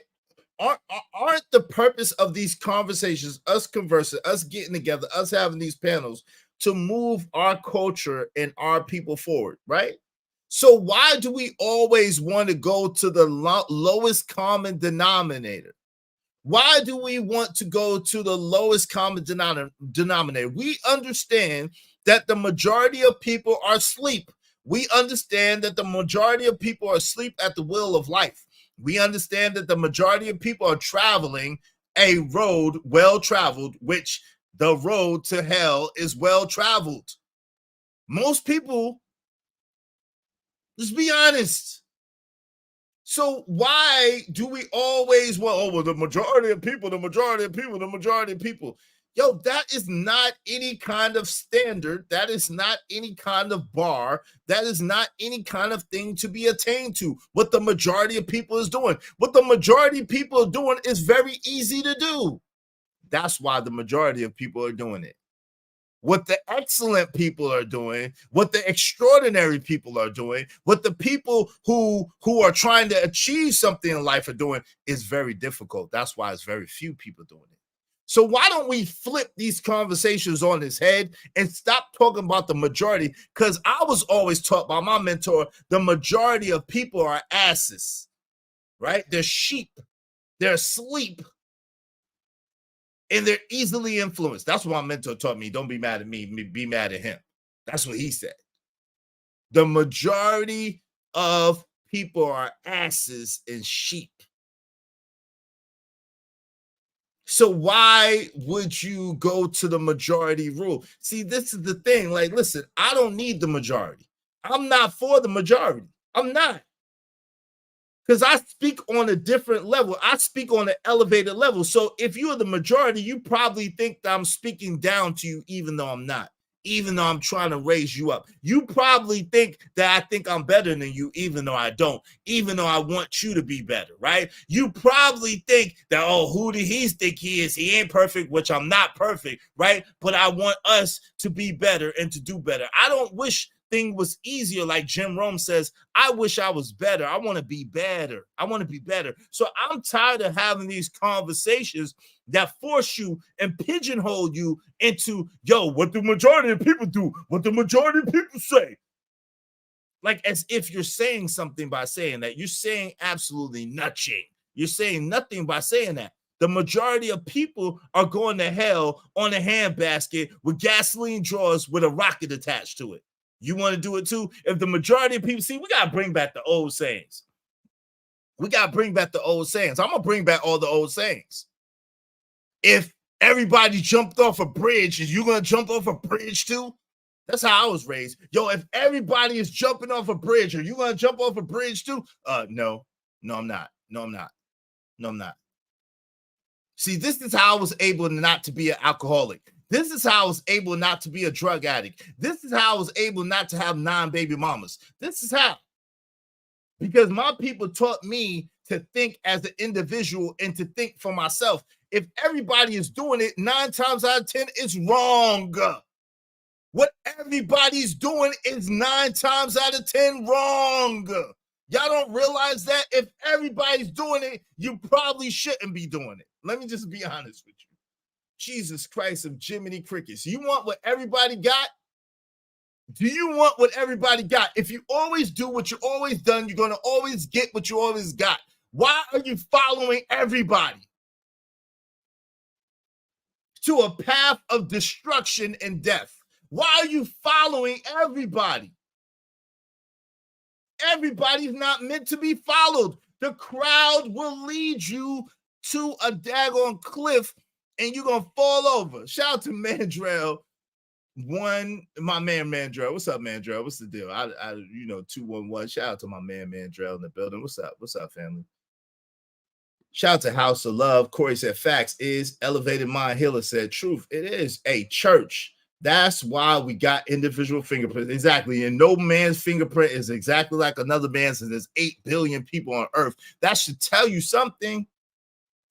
Be fishing for yourself. Yeah, listen. Now don't get it twisted. Life is a team sport. But you got to find people who are like-minded with you and want to elevate, and y'all come together. Each one may have a different skill. Life is a team sport. But what I'm saying is there's a difference between playing on a team and following the crowd. You ain't never seen no fight in real life. Not notice that usually the people who get shot is the people who's just watching. Notice that the people that usually get deleted is the people who's watching the fight. Not notice that in a crowd, when you going in the direction of the crowd, usually those are the people that get trampled and stampeded. I'm just saying, don't be mad. It's all right. A majority is just a group of dummies on the same side. Okay, the song hero. Shout out to that. I've been raising and providing for my children for almost 30 years straight. The most fulfilling part of manhood for me, raising the next generation under my guidance and tutelage, is very rewarding. Shout out to you, Corey, because I said the same thing. I know you just came in here. I said the same thing. Shout out to my man, Corey Love. See, real fathers know. Real fathers know. Fathers that care about their kids, that have kids, that raise their kids, they know. This is the response that you're going to get. Shout out to my man, Corey Love. Right on is, yeah, no doubt. Fathers know. We know this is you're going to get this response from most people who have children who are fathers, right? Even when the bad times come, we understand. Just have more children. Now, yo, the odds, the numbers, you know what I'm saying? You're going to have maybe 1 or 2 bad apples in the bunch. But if you have enough, it'll equal out. Don't worry about it. Hey, elevated mind healer. Teach others to fish so they can feed themselves. Bars. Men are natural farmers. Bars. Only the road to hell is wide enough for the crowd. That's a bar. Robert Platinum, that's a bar. All right, let's get back to it. But anyway, I digress. I'm just saying, I just hate this. What are the majority? Yo, what are the majority? We talk about the majority. We don't say some. We don't say, shout out to Ham. I love you, man. Hey, we don't say some. We don't want to talk about the minority. We want to talk about the majority. Well, that's where you're going wrong, because the majority of people are dumb. The majority of people are going to hell. The majority of people are crashing the out. That's where y'all going wrong. Y'all need to start talking about the minority. Stop talking about the majority. Why do y'all keep focusing? If you don't want their life, why do you focus on them? Why do y'all bring up celebrities? Well, celebrities are rich. Celebrities are famous. Celebrities a lot of times be living a luxurious lifestyle. That's why. Because everybody ain't no celebrity. So people want a luxurious lifestyle. They want to be rich, and they want to have some kind of accolades. That's why. Why do y'all keep talking about losers? Why do y'all keep talking about lowlifes? Why do y'all keep talking about the least common denominator? Why do y'all keep talking about the bottom rungs of life? Why do y'all keep focusing on bullshit? I'm just saying. Yeah, the innocent, court 1001, the innocent bystander be the usual one that get plucked off. Unfortunately, God rest their souls. But I was always told, if you see a crowd of people here, you go that way. I don't know what y'all been told, but if you see a crowd of people right here, you go that way. You ain't never see what a person would do who is chained and bound to public perception and public. People delete themselves over other people's opinion of them. I wish I would do something to me, because what you think about me, nigga, I might do something to you for what you think about me. I'm not gonna do nothing to me for what you think about me. Are you kidding me? I love me. I'm all I got. I love me.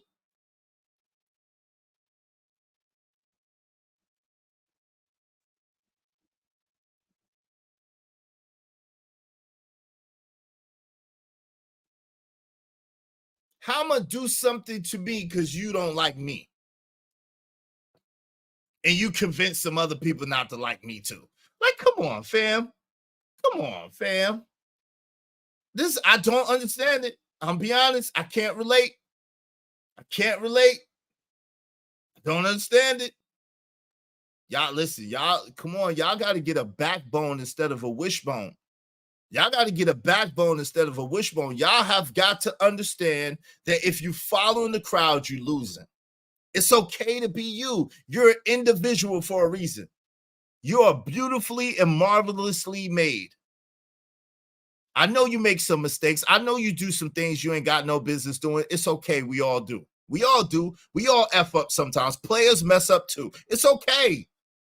But you're still beautiful. You're still wonderful. You're still worthwhile. You're still a great person. Focus on you.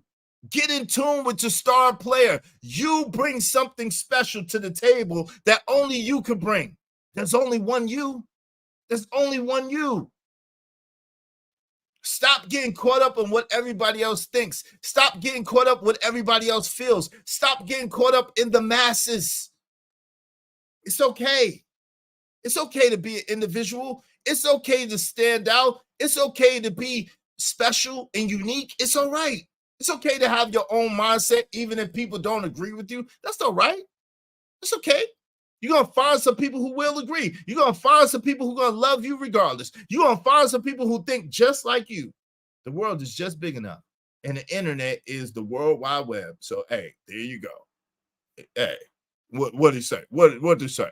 Stop worrying about what people talk about you. People talked about Jesus. They didn't do you like they did Jesus. They didn't do you like they did Jesus. So don't you think about doing nothing to you. They didn't do you like they did Jesus. So you're going to be just fine, okay? People talked about Jesus. You're going to be all right. You're going to be okay. It's all right. It's all right. People hate everybody, okay? Everybody's hated by somebody, okay? And everybody's loved by somebody too. It's enough people on this planet. Y'all be like, it's all right. It's okay. Chill. It's okay. Example, look around the room.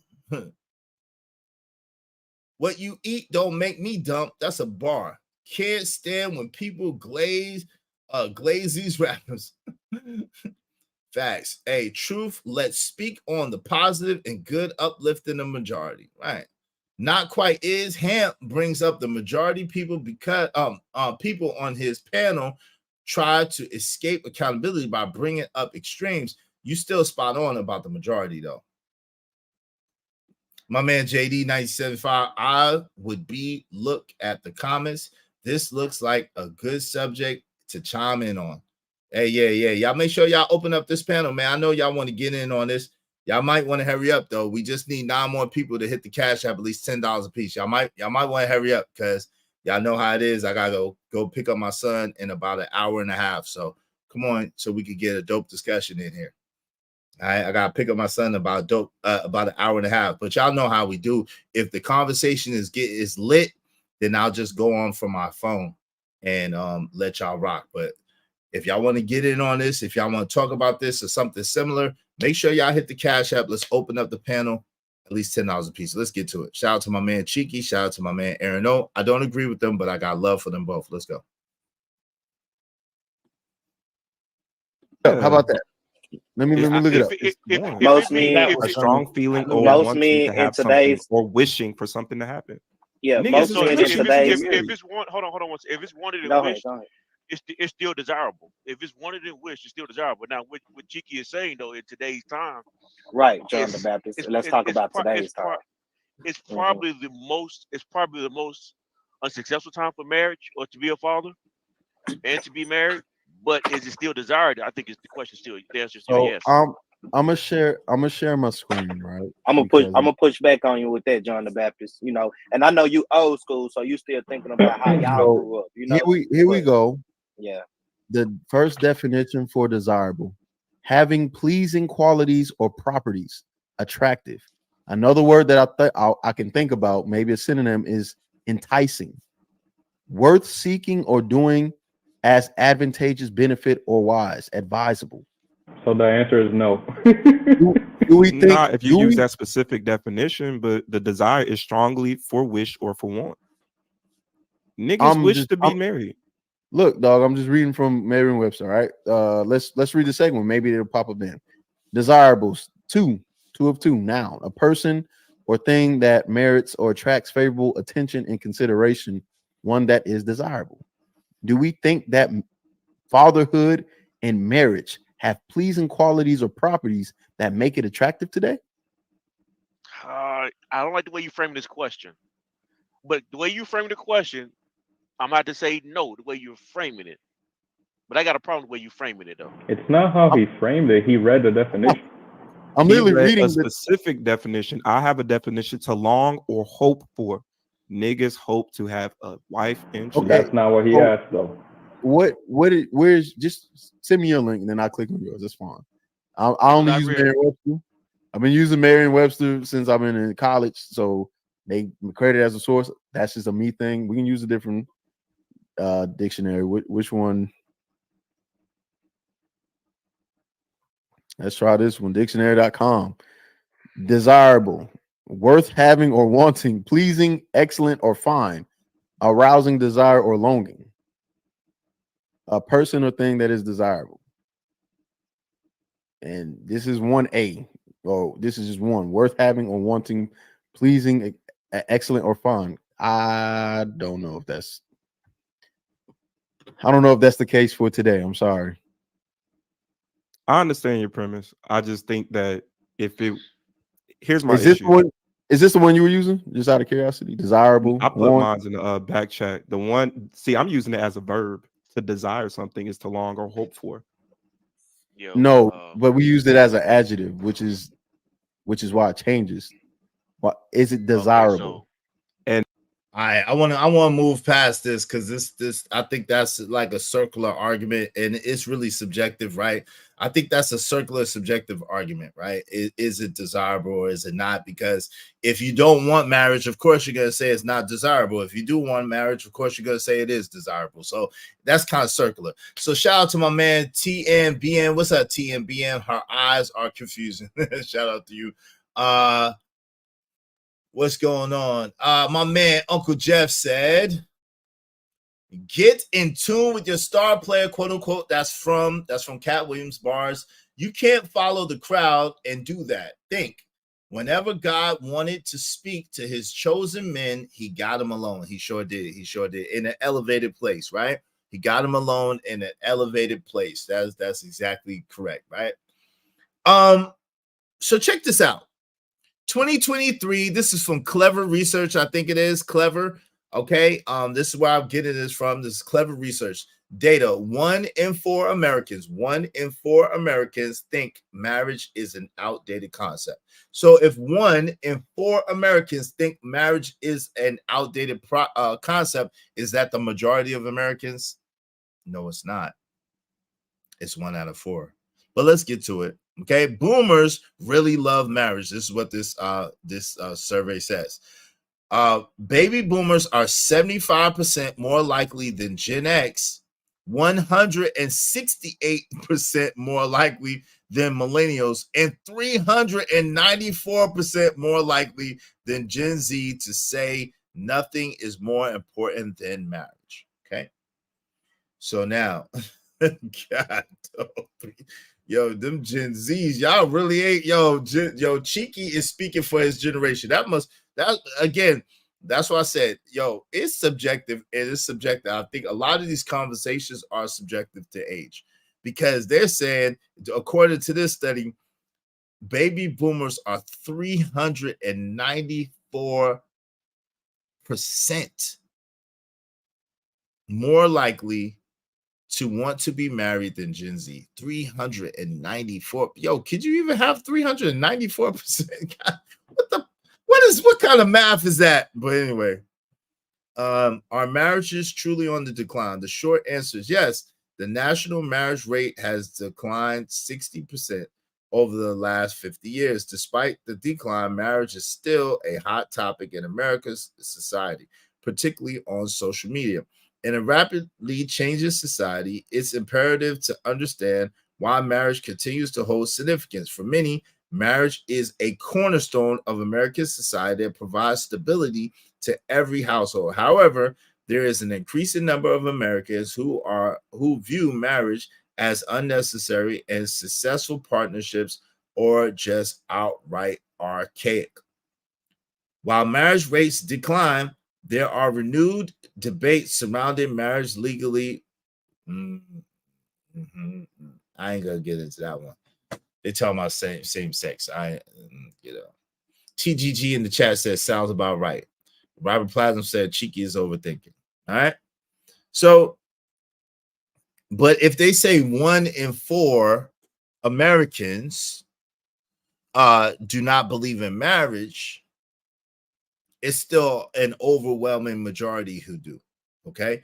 And marriages may be down, but it's still overwhelming majority who do. Now, when the baby boomers are gone, maybe that totally declines. Maybe that totally just goes away, because it seems as if the baby boomers, who are the largest number of Americans, who represent the largest number of Americans still right now, are believe 75% of them believe in marriage, and they are overwhelmingly the majority generation still alive in the United States right now.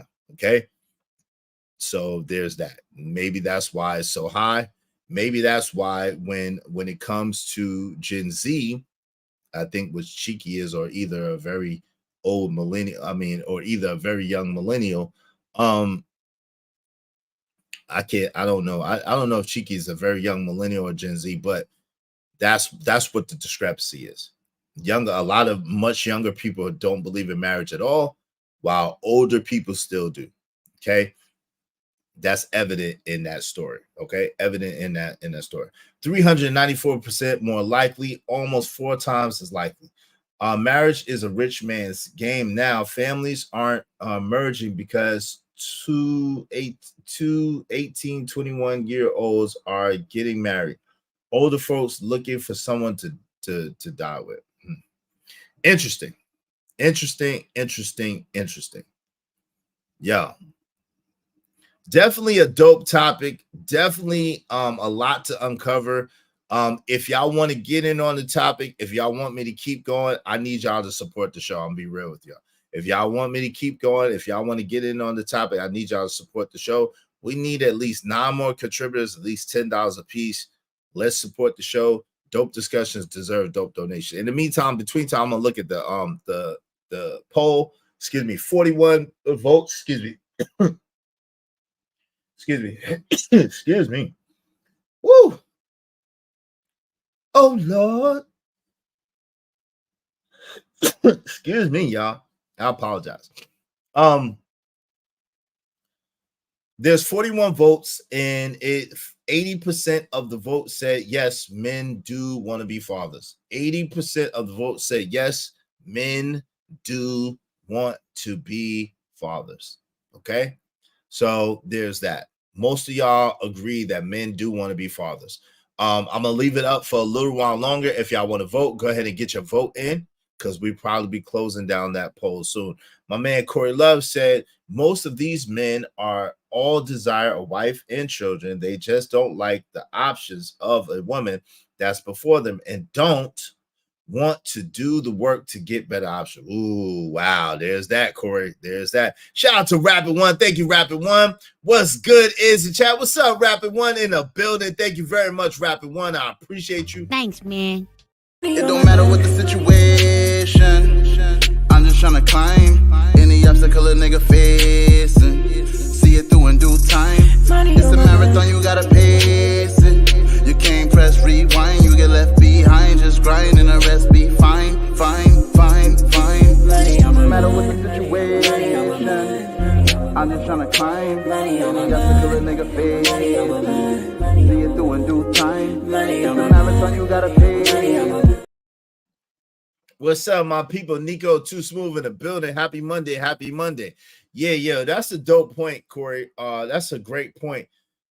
I believe it too. A lot of people want to be married or want to have girls, a girl and some children. They just don't want to go through the hardships. They just don't want to go through the hard times. They just don't want to go through what they've seen other brothers go through.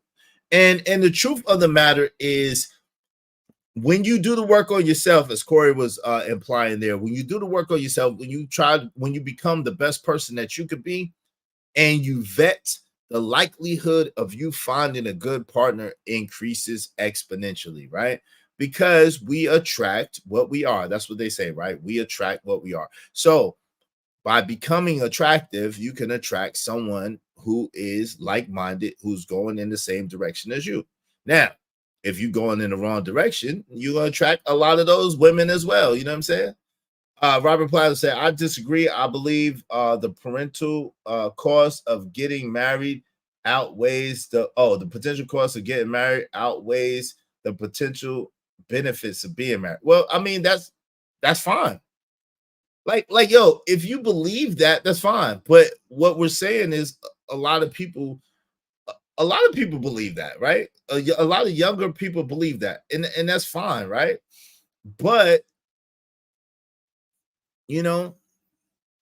just because the U.S. favors divorce does not mean that you're going to get a divorce, right?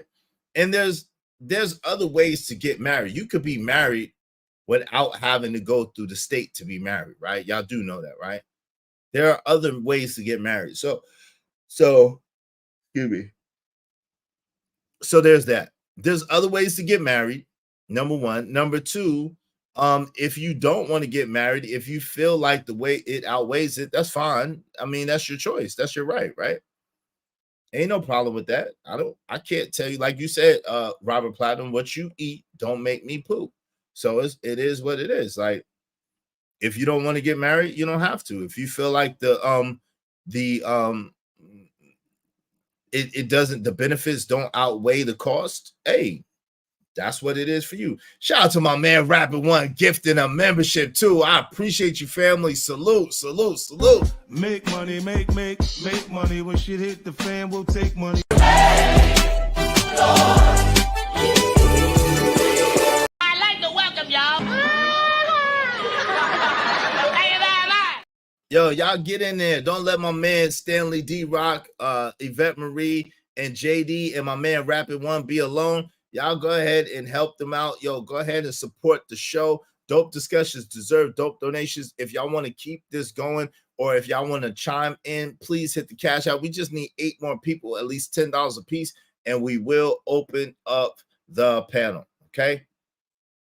It does not matter how good of a man you are, it does not reduce the chance of getting. That's not true, Robert Platinum. That's not true. That I totally disagree with you. That's not true. That's not true. Now, again, you can't control anybody. So if you're looking to control anybody, if you're looking for guarantees, like, I can't give you any guarantees. But if you are a good man, if you are, you know what I'm saying, doing what you do, and you pick correctly, right? You vet and you pick correctly, the chances of you getting divorced is going to be slimmer. I'm not going to say it's never going to happen, but it's going to be slimmer. It is absolutely going to decrease your probability of getting a divorce. It absolutely is. The better that we do at vetting, the more time we spend vetting, the more time we spend vetting our potential mate, the better and the less likely that potential mate will end in a divorce, right? It's just a fact, right? But it's about spending the time, taking the time, really getting to know that person, and really getting to see if that person matches with your ideology, your viewpoint, and how you want to live your life, right? Ain't no way I'm getting these Keishas out here pregnant. That headache ain't worth it. I will get ACH. Shout out to you. I don't think you should get a Keisha pregnant. Like, you shouldn't get a woman. Like, see, this is the thing. Like, I don't understand, right? I don't understand why, again, y'all would go for the least common denominator. You shouldn't be messing with a Keisha anyway. Like, that should go without saying. Guess what? I never worried about getting a Keisha pregnant. Because guess what? I ain't mess with no Keishas. Now, I did get a quote unquote good girl pregnant and married her, and all hell broke loose. But I didn't know nothing about vetting. And I said myself to her that I shouldn't have married her, that I shouldn't have been with her. I said it myself. So that's on me. That's on me, right? That's on me. Yeah, stop focusing on Keisha's. I don't understand it. Why y'all focusing on Keisha's if y'all don't want a Keisha? Stay away from a Keisha. That's easy work. Shout out to my man Victor Hart. What's up, Victor Hart in the building, aka Victor Moan Jr. Some here is never mess with a Keisha. Yeah, never mess with a Keisha. What's up, Tony? Tony Golden. That's a Keisha. It's all good, man. It's all good. But she wasn't a stereotypical Keisha. Shout out to my man, Rapper One. Gifted 5 more memberships, man. Rapper One trying to be the sponsor of the show. Shout out to Rapper One coming through. I appreciate you, brother. I appreciate you. I appreciate you. I appreciate you. Salute, Rapper One. Thank you. It don't matter what the situation. I'm just trying to climb any obstacle a nigga facing. See it through in due time. It's a marathon, you gotta pace it. You can't press rewind, you get left behind. Just grind and the rest be fine, fine, fine, fine.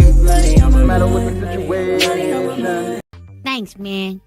Out to my man Corey Love coming through with the 10 and 10 10. I appreciate you, bro. Thank you, Rapper One. Thank you, Corey Love. Listen, if y'all want to open up the panel, y'all just want to support the show, we just need 6 more people, at least $10 a piece, and we will open up the panel. 6 more people, at least $10 a piece, we'll open the panel. Salute, Tony Golden. What's going on? $4.99. Salute is keep grinding. Thank you, Tony. I appreciate you, man. I appreciate you. My man JD1975 said, listening in for lunch, keep cooking. Shout out to you, family. Me neither. No Keisha. Yeah, no Keishas. Shout out to my man Tony Golden. Thank you very much, Tony. I'd like to welcome y'all. Thanks, man. Thank you.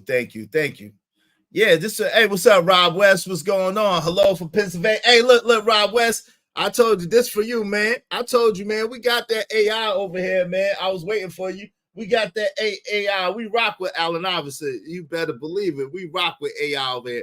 And I got the jersey over there. So we rock with AI. Shout out to Allen Iverson. Definitely one of the dope players in the NBA. I don't believe that the inherent selfishness of women makes them bad people. Laws are meant to encourage desired social behavior and discourage undesirable social behavior. Yeah, I got you. I mean, I understand what you're saying. You're not wrong about that, Robert Platinum.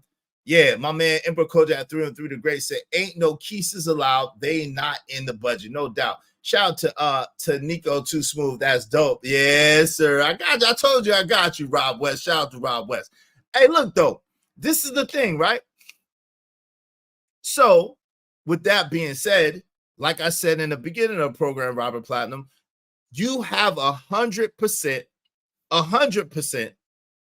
probability of dying.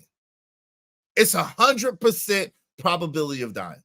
So with that same logic, if you have 100% probability of dying, meaning it's gonna happen, you just don't know when. Why continue to live? Why live if you know that you're absolutely gonna die?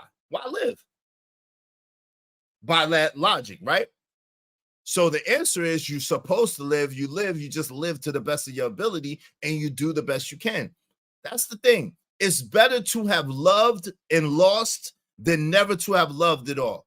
Trust me, when you get a partner that is about you, that's for you, that's down for you, that got your back, man, there's nothing like it. It's fulfilling. When you get you some children that say, daddy, daddy, daddy, daddy, daddy, and you're their hero, and they jump up on you and they love on you, and they say, my daddy's the best. I got the greatest daddy in the world. My daddy is awesome. My daddy is everything. Man, I want to be just like my daddy when I grow up. When you get those things, man, there's no other feeling like it on the planet. Now, I don't know what it's like to own dogs. You know what I'm saying? I don't know what it's like to own dogs and have a dog, you know, look at me and I raise a dog from, I don't know. My kids had dogs, right? But that was their dog. I wasn't attached to it. Just shout out to their dogs, right? I wasn't attached to them. My children had dogs growing up. But I don't know what that feeling of attachment to an animal is like, right? I don't know it. But I do know what it's like for my children to look up at me and say, I want to be just like you when I grow up. And I tell them, nope, be better than me. Be better than me. You have my permission to be better than me. I want you to be even better than I am. Right? I want you to do even better than I did. You feel me? Was that what that was? I ain't never even know that.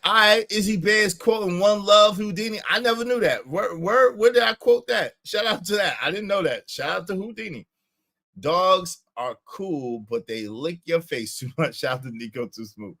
Stop saying partners and be a husband or a wife. Hey, shout out to you. I mean, I got you, but Robert Williams, I got you, but you know what I'm saying? I don't preach what I don't practice. I'm not technically married right now. So I don't preach what I don't practice. Okay. I preach what I teach.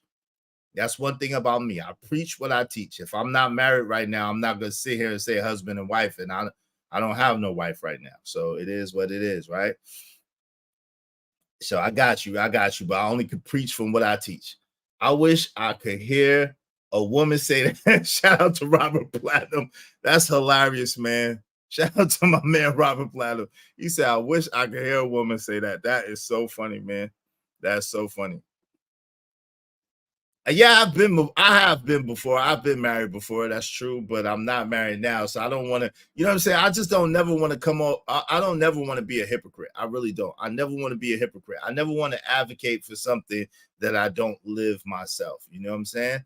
I don't want to advocate for things that I don't live myself. Right. So that's just the thing. Right.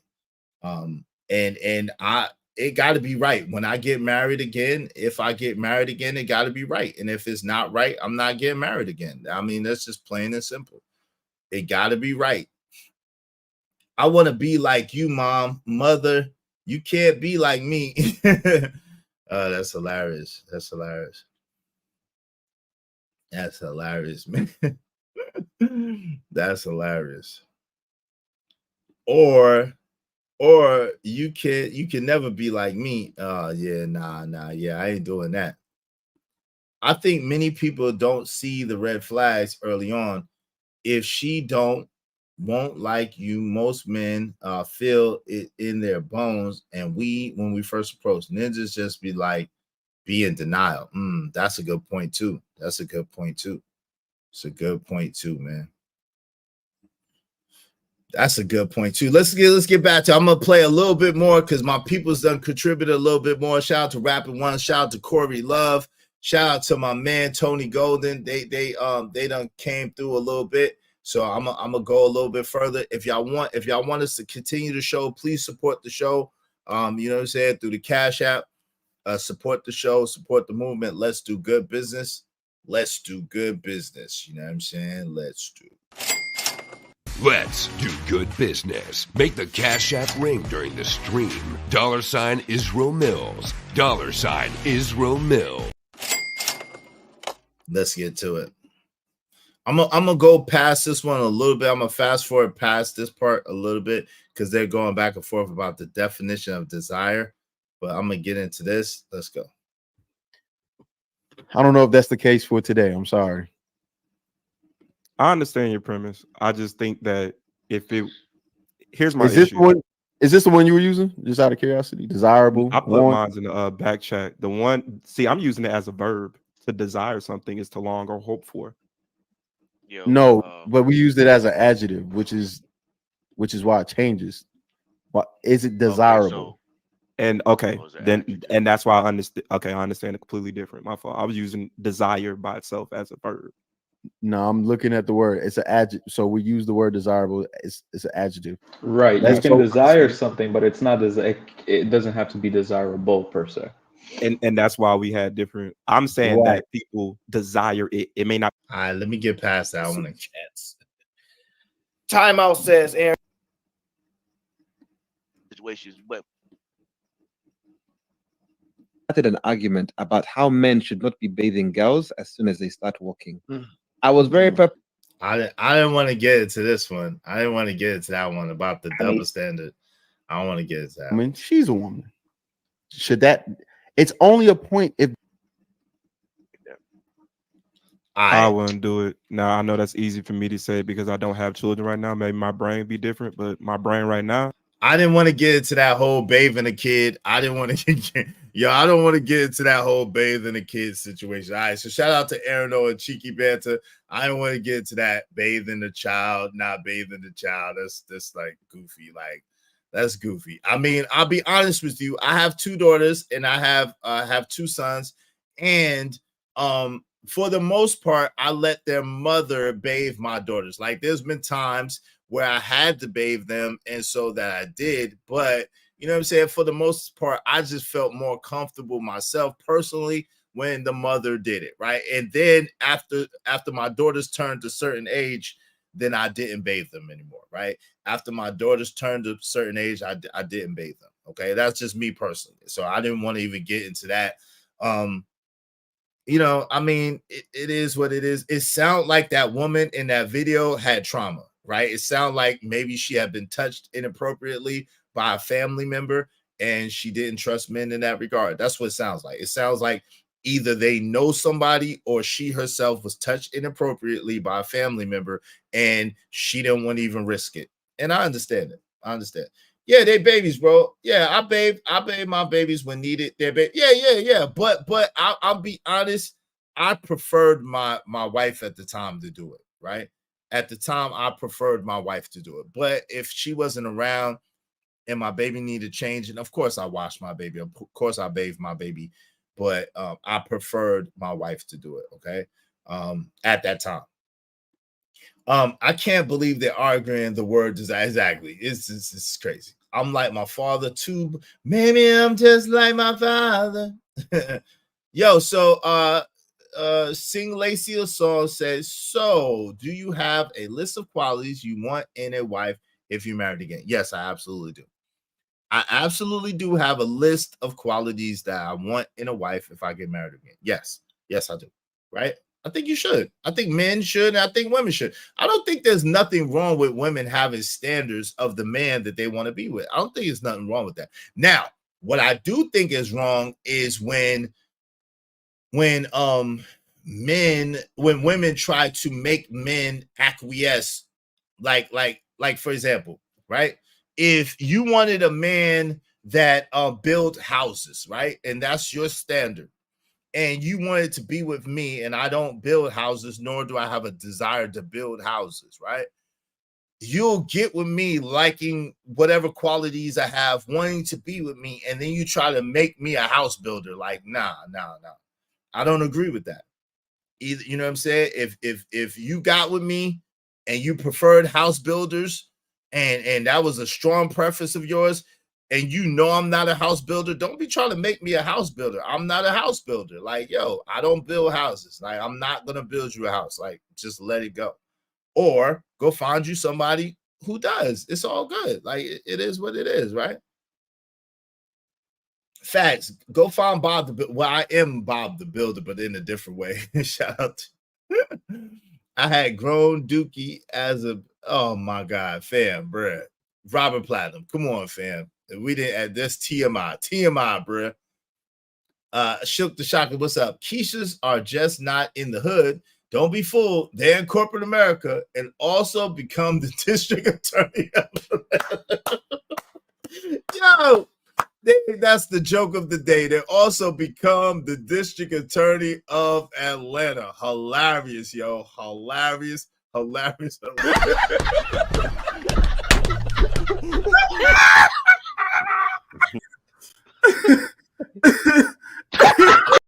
Bars.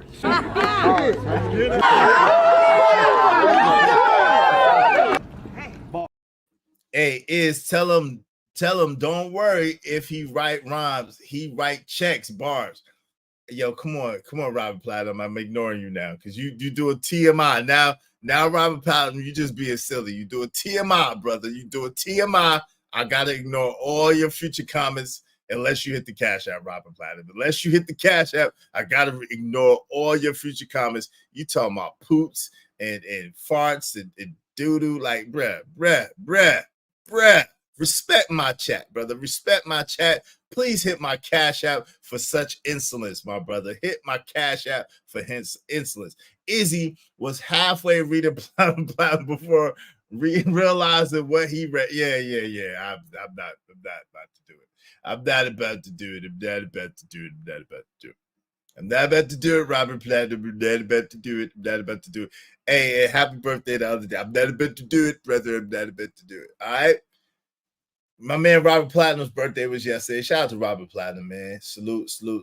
Robert Platinum, my man Ron Mack. Their birthday was yesterday. Shout out to both of them. St. Patty's Day birthdays and everybody else's birthday. And my sister's birthday is today. Shout out to you, sis. Let me go ahead and send her a text right now. Shout out to my sis, man. Her birthday is today. Shout out to everybody else whose birthday is today. I think my man's wife's birthday is today too. Shout out to all the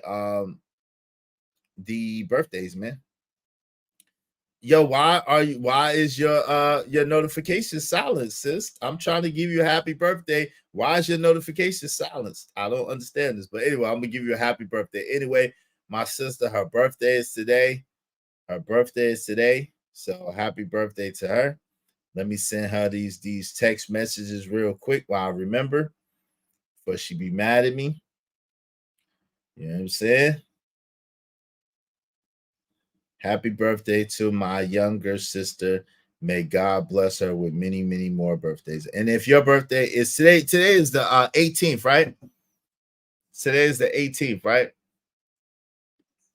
Salute. Yeah, happy birthday to Sister BANDZ. Yep. Sup, Nico? What's that, Cajun Darkfire? What's that about? What's that about? You say yuck to my sister birthday, man? Is that what you're doing? Is that what you're doing, Cajun?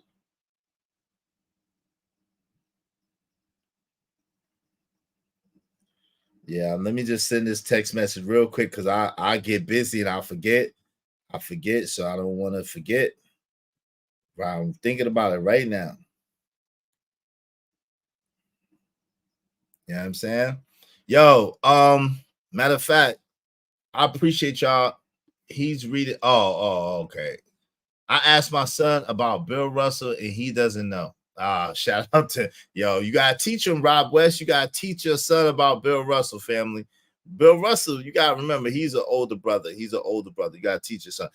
But shout out to Cheeky, shout out to Aaron O and the A.O.C show. I just definitely disagree with that. I think my main takeaway is, if you are afraid as a man to find love, to find a relationship and find somebody to have children with and to get married to and have a family with, then you might as well crawl up in a ball and die, because you got 100% chance of dying.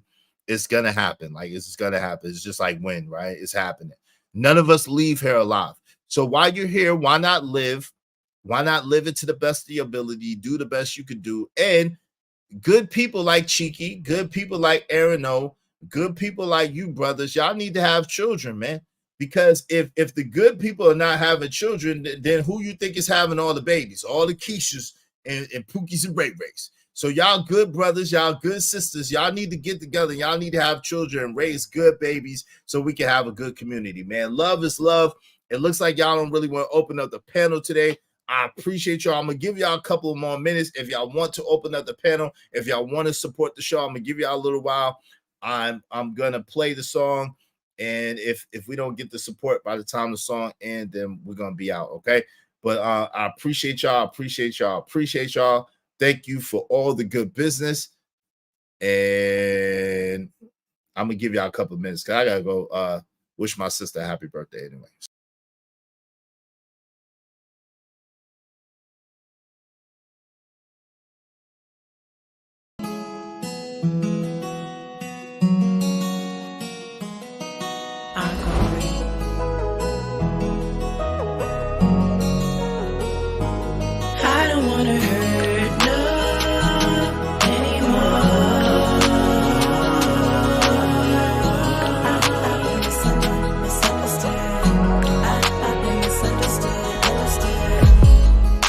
I'm tired of being misunderstood. You swear saying, but you don't hear every word. Gotta get this understood. Cause if you don't solve the problem, then I promise you're gonna lose me for good. I don't wanna hurt no anymore. I don't wanna hurt you anymore. But I was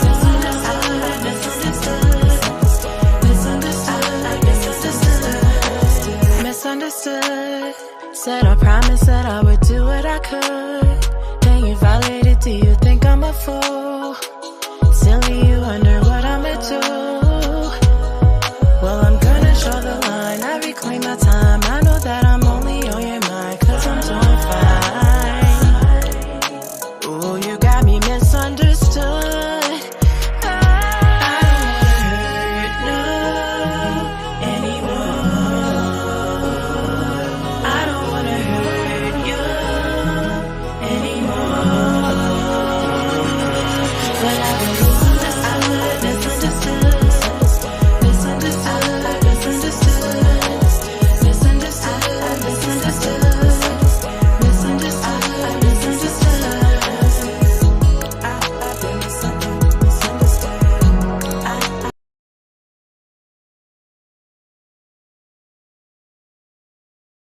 Yo, shout out to Queen Sanaa. Shout out to Queen Sanaa. I appreciate everybody that hit the cash out. My man Corey Love, my man Stanley D. Rock the Block, Yvette Marie, and JD 1975. Thank you to everybody who donated a membership or hit the super chat. My man Rapid One multiple times. Thank you, Rapid One. I appreciate you, brother. And shout out to Tony Golden. Thank y'all very, very much. I appreciate y'all. Appreciate y'all.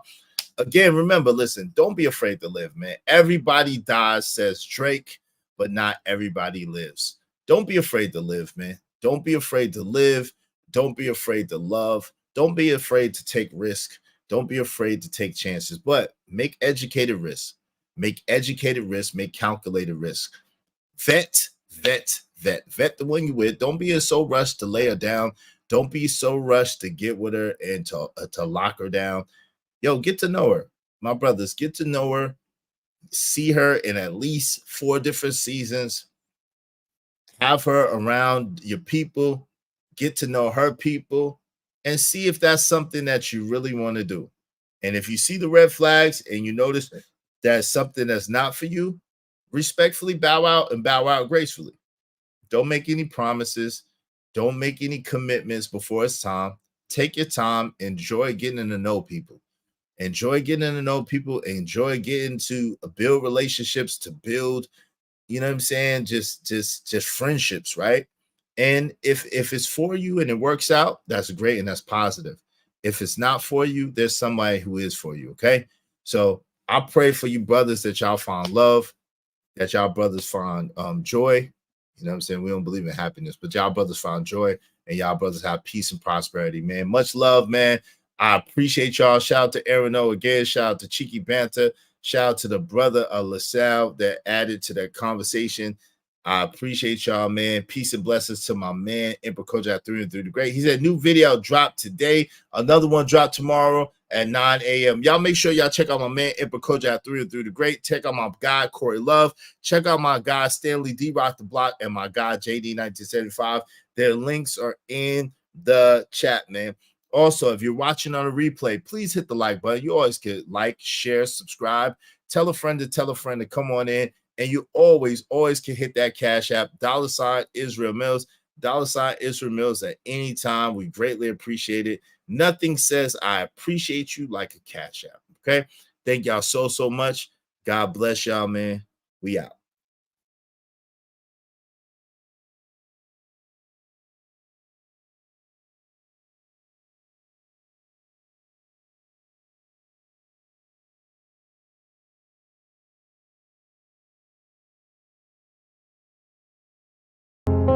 Yo, I'm out, cuz. These conditions are weighing heavy on my mind, man. I need a break from it. Got my bags packed, got my itinerary, I'm gone. I finally had a good dream, the shots woke me out of my sleep. In case you're wondering exactly what provoked me to leave, that was the last straw, cause I ain't sleep well for years. Paranoid, heat hell for years. So I gotta move on from this poverty-stricken maze. Rats in a cage, killed for cheese that's strategically placed. Crack holes with dope fiends, keep polluting their veins. And my mind is telling me that I'm a part of the blame. How can I proudly wear a chain with shame attached to it? No, I can't take it off, I'm attached to it like the girl's pain. I'm like, when did I get that foolish? That question crossed my mind as I watched the ass moving for a piece of change. Till it's back to the block, my Glock rattling shook niggas, I crack them apart. I took vengeance till it blackened my heart. Knowing vengeance is yours, Lord, so please take me out of the dark. So baby, I'm gone, you know that I'ma always love my hood. And I'll never be gone for good, but I gotta leave here. It smothers me and I can't breathe here. Just need a little time with some clean air. So baby, I'm gone, you know that I'ma always love my hood. And I'll never be gone for good, but I gotta leave here. It smothers me and I can't breathe here. Just need a little time with some clean air. So baby, I'm gone. Kids clip while on a little trip to the store. Who would think a trip for eggs would be a trip to the mall? Crawl on memorials are covering the bricks on the wall. This is common when you're living with conditions of poor. We pour liquor, let it spill on the floor. The more niggas we lost, I'm gone niggas. You're never gonna see me no more. I love you dearly, but the hood is like a lost effort. Nobody cared before, drastic got to go measures. Saw him leaving forever to find a life a little more better than yours. I can't stick around to witness how far do we fall. I stood on corner, spring, summer, and fall. Winter position in the semi, of course, any liqueur send me. I'm on a quest for more millies in my repertoire. Forgive me, but I gotta take off. I'm sick and I go on from niggas to gods. Really the hood's in me, but baby, I'm gone. So baby, I'm gone. You know that I'ma always love my hood. And I'll never be gone for good, but I gotta leave here. It smothers me and I can't breathe here. Just need a little time with some clean air. So baby, I'm gone. You know that I'ma always love my hood. And I'll never be gone for good, but I gotta leave here. It smothers me and I can't breathe here. Just need a little time with some clean air. So baby, forget my bed and can't abandon my home. Though I'm impatient with our situation, I won't leave you standing alone. Stand on my shoulders if you need me, I could carry the globe. Overdoses in the hood, fiends slamming they arms. Some of us made it out the hood, good at slamming the ball. Others stand in front of cams to perform for all y'all who chose abandoning laws to make it. I wore the same shoes on the corner slinging the day shift. So I'm back, needed a vacation from the monotony of poverty blocks I hated. So I'm riding for my G's who play the bench on the daily spit flames until the yellow tape layers the fence. When the boys come, we don't run, we wait for them and say it's the fence. Till we're finally arraigned and we're pinched, hanged and lynched with razor blades, marking down the days on the wall. But if the bell comes, baby, I'm gone. So baby, I'm gone. You know that I'ma always